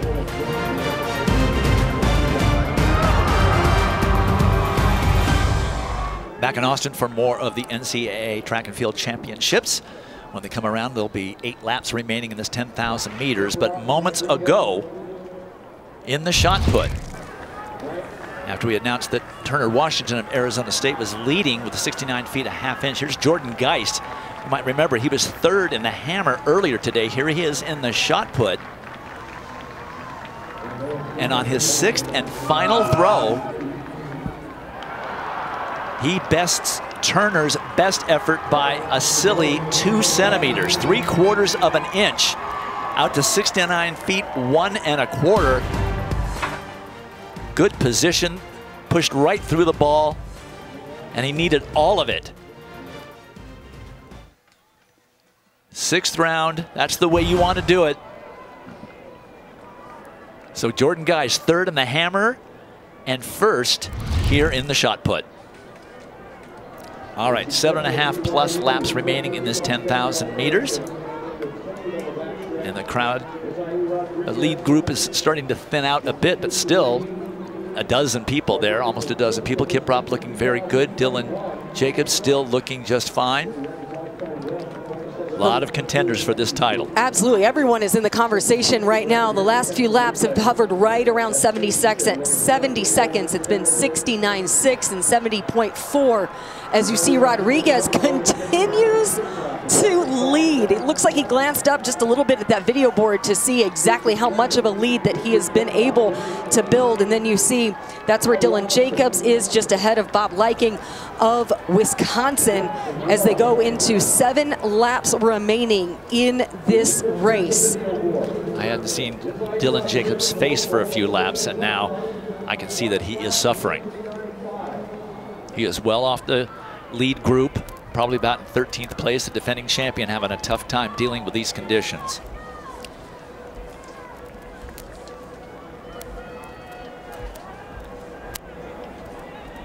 And then in 3rd position, worth noting, that is Casey Klinger of BYU, directly behind Kiprop of Arkansas. And this is very much like how Casey Klinger ran at the regional meet. He hung back, worked his way up very gradually, and then worked pretty hard behind the finish of the race to get himself into position. Ed Eyestone, the message to Casey Klinger was conserve, position yourself, and kick.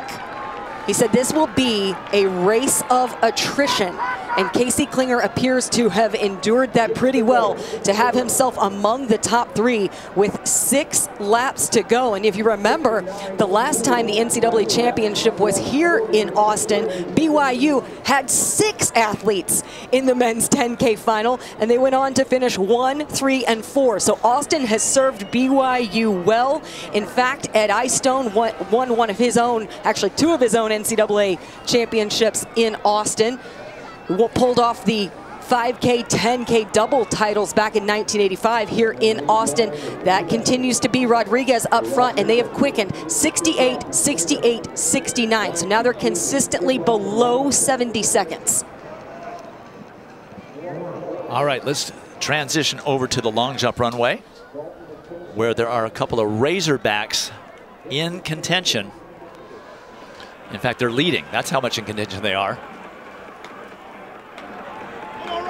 Wayne Pinnock, the sophomore from Arkansas, currently in 2nd place with a 26.9 best of the day. They're in the 6th and final round. Kerry McLeod, who is certainly no stranger to being at the top of the leaderboard. You may remember back in 2021 when Javon Harrison of LSU was winning every long jump and every high jump competition all year long, 4 NCAA titles. But in the SEC Outdoor Championships at Texas A&M, Kerry McLeod beat Javon Harrison in the long jump when he was competing for Tennessee. Now competing for Arkansas. The popped a 27-foot 1 1/4 mark in the very first round, effectively icing a lot of the competition. They crawled their way back. Pinnock getting up to 26.9, but he's got to get better than that. He's got to find another 11 plus centimeters if he wants to overtake his teammate. But that's 18 points that the Razorbacks are looking at in the long jump. Rodriguez, Klinger, 1, 2, and 3. what an advantage for Pinnock to be able to train every day with Kerry McLeod. Sixth and final attempt. Trying to make his second place into a first place. Hits the board nicely. That's going to be a fair jump. I don't know if that's an improvement, though. That doesn't look like a 27-foot jump based on that measurement board.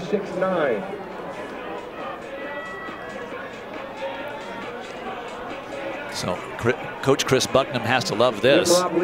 His two Razorbacks 1-2 in the long jump. And you know what else he's going to love? Kiprop going up front and taking the lead as we have about 3.5 laps to go. That most recent lap was 69 seconds. This would be huge for Arkansas to get points, get big points in the 10,000 meters to get the ball rolling for their team title hopes. But Rodriguez has not gone away. He has responded incredibly well. And also worth noting, look who is right up there in the mix. The Stanford Cardinal, Charles Hicks, the NCAA cross-country champion, wearing the headband there. And everyone is in the thick of it at this point of the race. You've got 8, 9 guys who are right up there. This is going to turn out to be 9 guys. Thank you for the quick math, Dwight Stones. This is going to come down to an absolute brawl over the final 3 laps. Somebody has to make a move. Somebody's got to get bold and do something. And Rodriguez does that, squeaks by on the rail. And they're going to start to lap runners, some of whom will move out, some of whom will not. 2.5 laps remaining. Kiprop now dropping back a bit and on the rail. Everybody just jockeying for position. You see how it's bunched up a bit. They've slowed it down, getting ready for these final 1,000 meters, which they're in right now.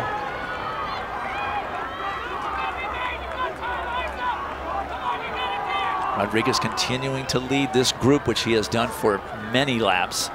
2 laps remaining now. The time is really inconsequential. They started out running around 27-25. Now they're going to be likely over 28 minutes. Well, they will absolutely be over 28 minutes. Lots of 69s and 68s over the course of the last several laps. The heat really starting to take its toll. It really did so many, many laps ago. Look at the response from Rodriguez. Mora tries to go around him as he was up front. These two have been in the mix, in the lead at the beginning, and now here with just over 2 laps to go. I don't know that anyone looks better right now than Charles Hicks, and he has his teammate Kai Robinson along for the ride right with him.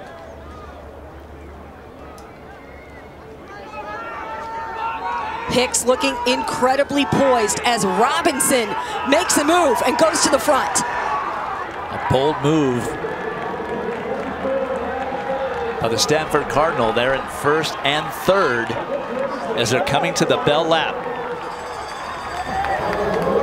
Kai Robinson, the junior from Australia, now in his sprint. Rodriguez covering the move. 63 seconds for that last lap.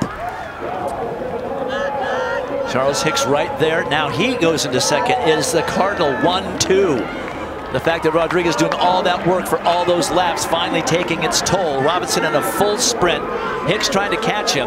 He definitely has another gear. And they are pulling away from the crowd. 18 points for the Cardinal if it continues to finish this way.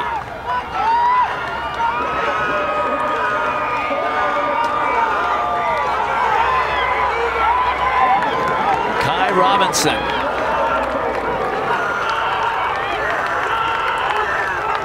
And Charles Hicks 1-2 in the 10,000 meters for Stanford. What a blazing finish! The embrace between the teammates after a 54-second close. 1:57 last 800 meters for Kai Robinson and Charles Hicks. During the cross-country season, Charles Hicks was the first Stanford runner to win an NCAA individual cross-country title, and now Kai Robinson captures the 10,000 meter title. We just watched Arkansas go 1-2 in the long jump, and a couple of minutes later, Stanford goes 1-2 in the 10K. Brad Hauser was the last Stanford Cardinal to win this title at the NCAA championships almost a quarter of a century ago. Just a perfectly executed race. Look how much fun Kai Robinson is having as he celebrates that victory and carries Charles Hicks along with him. Glances over the shoulder, glances at the video board, stretches out the arms in victory. Kai Robinson, absolutely incredible. King Ches and Eric Jenkins went 1-2 for Oregon back in 2015, 8 years ago. That was the 10K. It's a final. When we come back, it's the men's 4x4s. Here are the results of that great 10,000 meters. A 1-2 sweep by Stanford. Kai Robinson, the junior from Australia, and Charles Hicks, the junior from Great Britain. And they're downstairs with John Anderson. Thank you, Dwight. I am here with 18 sweaty points from Stanford. My shirt is ruined, but that's okay. All in the name of doing good television. Kai Robinson, you bide your time, Give me the race plan over those 25 laps. Yeah, it was something coming in. I knew I can back my kick. I've got those wheels at the end of the race, and as long as I was there with 2-3 laps to go, I knew I could push these guys to their limits. Was able to do that. Finished 1-2 with one of my best friends in the world. You can't ask for more. Yeah, how much help was he to have in the race and to you know, knowing that you got the buddy system? I mean, it's just a confidence boost. You know, you look around, you see all these big names, but it's nice to see that familiarity in there. You know, we work out day in, day out together. So just seeing each other and being able to work off each other. We may not have necessarily been at the lead, switching things up like regionals, but we both went in, same race plan, and it looked like it worked out. You know who's a huge name? Charles Hicks. He's the NCAA champ in cross country. How'd you not catch him, dude? Doing my best, yo. The whole season I was thinking 55 is gonna do it, you know what I mean? Closing to 55, but you know, Kai's just one of the best runners in the world, one of my best friends in the world. Absolutely incredible finish, I think, as well, because I think both of us were pretty irritated coming out of indoor season. You know, we didn't get quite what we wanted there, and there were a lot of question marks about, you know, where we were ending up down the road. And so, you know, 1-2 here is an absolute dream come true for us and for the program, and for where we're going to be moving forward. So I think, you know, a lot of celebrations, but also we're moving on to the 5, so we'll see how that goes. I was going to say, take 2 days and come see me in the 5, all right, fellas? Congratulations, 18 points, Nerd Nation. Charles' dad is right here with Stanford flags, so go celebrate, fellas. Dwight? All right, John. Well, here are the standings after 6 events, including that 10,000. Arkansas with 18 points in the long jump alone on top of the leaderboard with 21, but Stanford right there with that 1-2 finish at 18. University of Arizona at 16, LSU, Harvard, Minnesota. Lots of events left, 15 on Friday. They'll determine the national champion. Back in Austin, ready now for the first of 3 semifinal heats in the men's 4x400 relay. That collegiate record was set at the SEC championships 3.5 weeks ago. Meet record, Florida also has that from last year in Eugene. This first semifinal heat featuring in lane number 7, Alabama, who have run 2:58.01. And inside them in lane number 6, the Baylor Bears. They have run 3:61 this year. There are the lane assignments.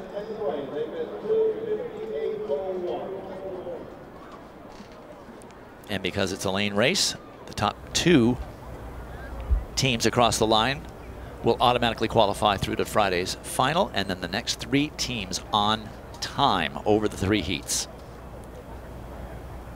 Set. From the inside, Mississippi State, BYU, USC, then Texas A&M, Baylor, and Alabama, and on the outside, Clemson and Louisville. They will stay in their lanes for the entire first lap, exchange the baton. The outgoing runner will stay in their lane through the first curve and then break for the pole on the back stretch. And what's interesting here in the 4x4 is this is not a race that these athletes usually run at the conference meet. They run just heats. They don't have to qualify to get into a final. So this kind of throws a monkey wrench into giving guys some rest who have already qualified in the 400 or the 800, but you still need to put out a good team there so you can get to the final. Let's see who exchanges first. It looks like it's going to be Clemson passing the baton first, followed closely by Louisville. Then on the inside there, Mississippi State is going well. Peyton Bear, their decathlete, is supposed to be on the second leg, but that's definitely not Peyton Bear for the Bulldogs. Well, now Clemson's in the lead. That was Alabama who actually got the baton first. That was Chris Robinson, 44-8, I believe, on the opening leg for Chris Robinson in Alabama. But the second runner, Corday Long, the 400-meter hurdler, looked like he got tripped up with about 200 meters to go here, but he recovered nicely. And Alabama retaking the lead just before the second exchange. Good run for Baylor as well. Nathaniel Ezekiel, the 400-meter runner, got him back in contention. There's an athlete pulling up. I think that might be Mississippi State out. 44-8 split on that second leg, or 45 flat, I should say. 44-8 for the opening leg. This is Oregot of Alabama. We saw him run a blazing 200 meters to qualify to Friday's final earlier today. And this is where he has shown significant improvements in his conditioning. Step up and give the team what they need in a 400 meters. And Oregon, he's just got the perfect stride for a 400 as well. It's Alabama and Clemson. It was A&M, but now it's Baylor. First two across the line, automatically qualifying. There is Baylor in third. 44-8 again for Oregon. And Hassani Barr with a good third leg for Baylor. He got them within striking distance. This is Dylan Bedell going to close things out for the Baylor Bears. Corday Long on the anchor.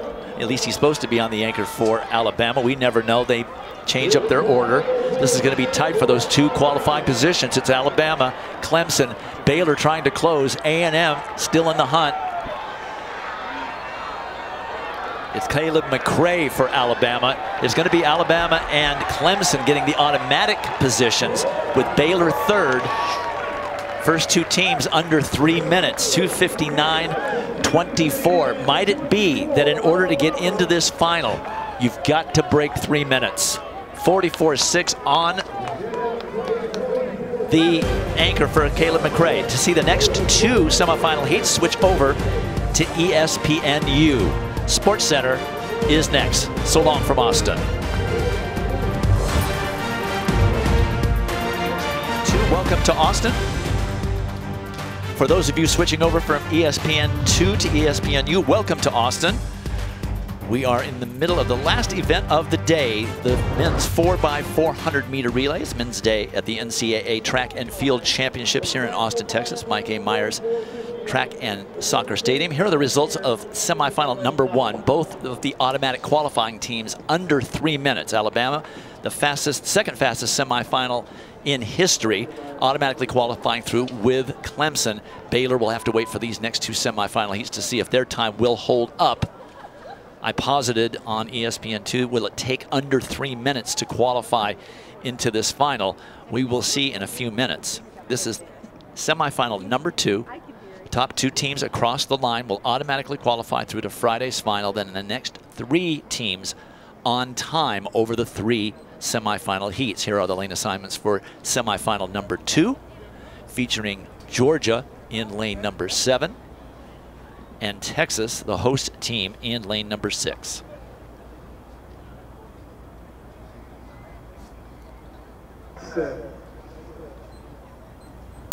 Georgia fielding its team that at the SEC meet finished third and ran the third fastest collegiate time in history. From the inside, Penn State, TCU, and Arkansas. Then in the middle, Oklahoma, Texas, and Georgia.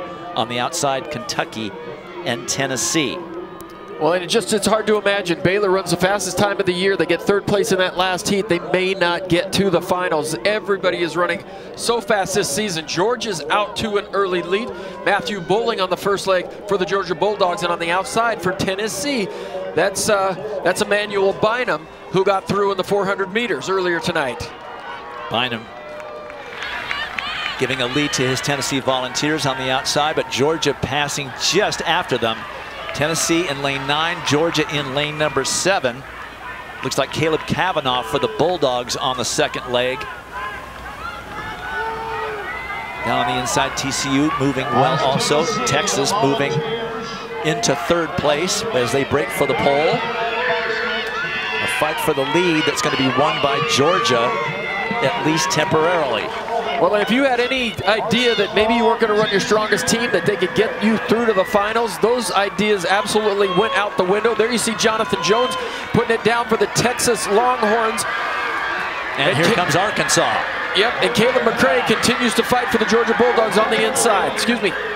Amazing second carry for Arkansas as they now have the lead. Arkansas.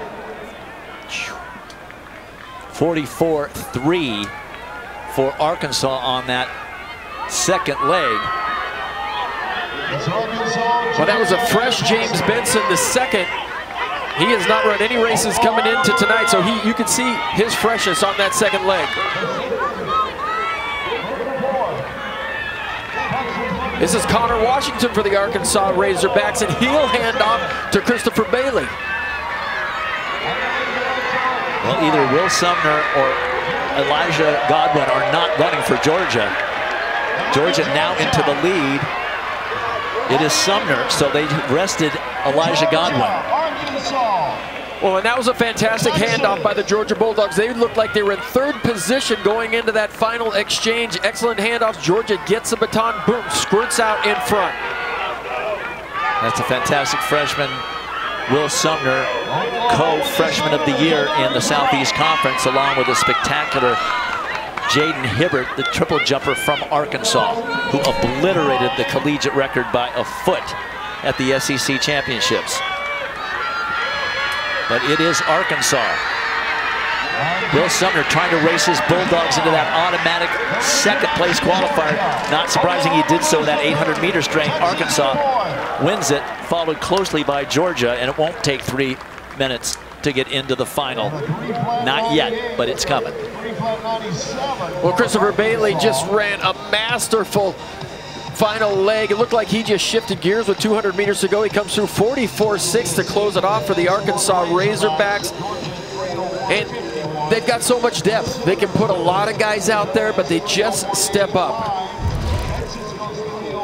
Look at Christopher Bailey on the outside. We saw him. He just wowed everybody in the indoor season. And here you see him just, he just changed gears right there. And a lot of guys, you can't do that in the 400 meters. And look at the intensity and him. He just holds his position so well. Great arm action all the way to the finish line.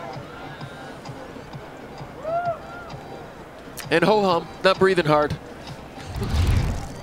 All right, with one heat remaining, the bubble time is 3:01.85, and that's Oklahoma. There are your results of the second heat. So you've got to run faster than 3:01.85 if you want to get into the final, and you aren't in the top two, with just this one semifinal remaining, which will conclude festivities for day one, Men's Day, here at the NCAA Track and Field Championships. Well, that Arkansas squad, Lance Lang, the Swiss Army knife, went first. James Benson the second. Connor Washington to Christopher Bailey.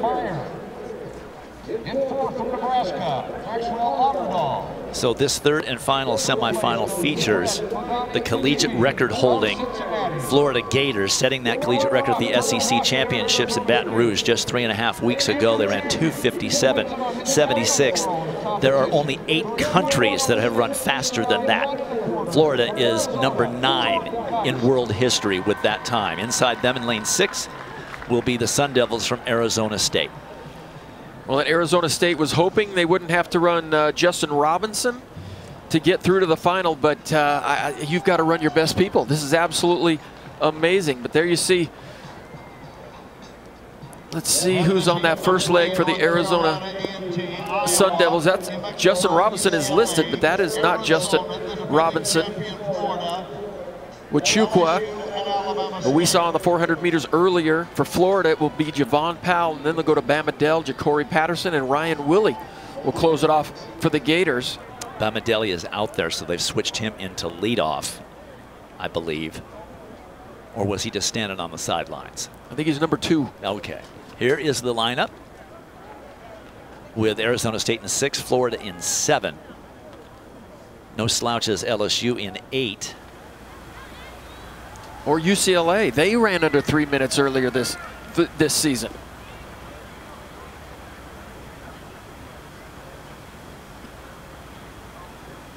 The bubble time once again 3:01.85.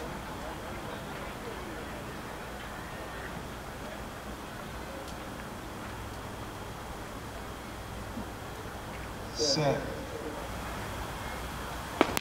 From the inside, North Carolina A&T, Iowa, and New Mexico. Then in the middle, UCLA, Arizona State, and Florida. Then on the outside, LSU and Alabama State. 0577, Iowa, the Big Ten champions. Arizona State's best run of the year came here at the Texas Relays. They went 3:01.38. I talked to a number of coaches, just the comfort level of those teams that have come here and run fast at the Texas Relays. They're very confident they can come back here, put down another good performance.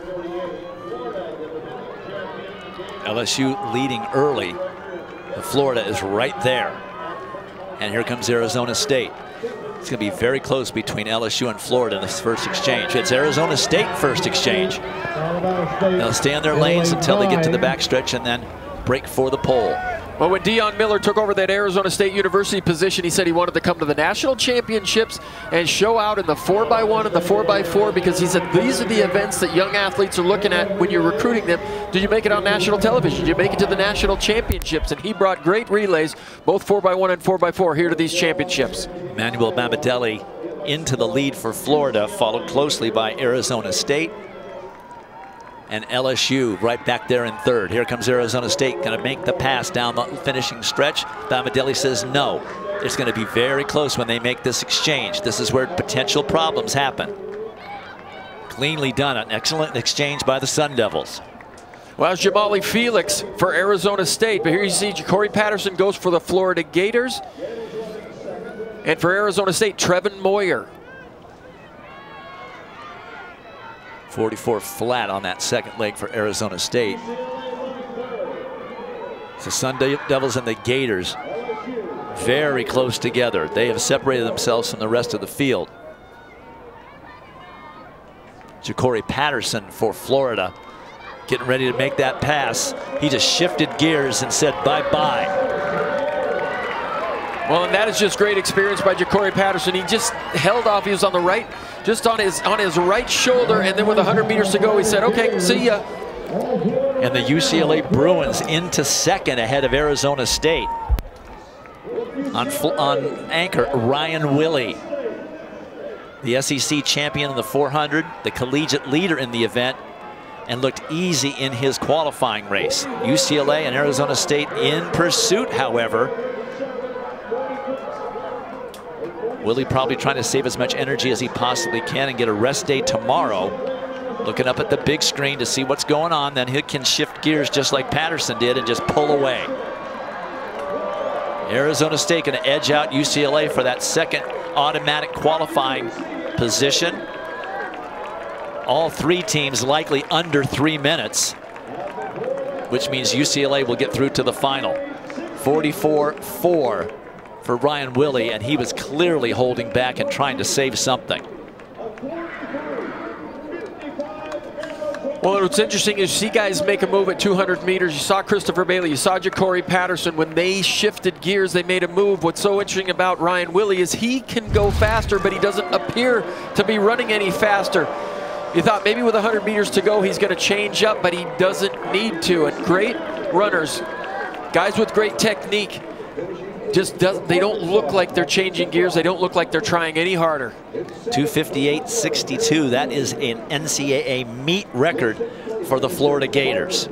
All three of the finishing teams were under 3 minutes, which means UCLA will advance. LSU at 3:02.38 will not. So that'll drop the bubble time. We'll have to see what the slowest time was at advance. It's maybe under 3:01.50, which is just amazing.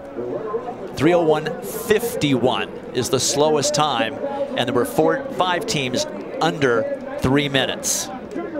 Those are your finalists on Friday. So that is it for day one. Coverage continues tomorrow, 8:30 Eastern. For more information, go to NCAA.com, your home for all 90 NCAA championships. A great competition already in the books. Going to be a great competition in the decathlon. For John Anderson, Laura Overton, Dan O'Brien, and our great statisticians, Norm Ogilvie and Tom Lewis, I am Dwight Stones. Join us tomorrow when it's Ladies' Day in the semifinals at the NCAA Track and Field Championships.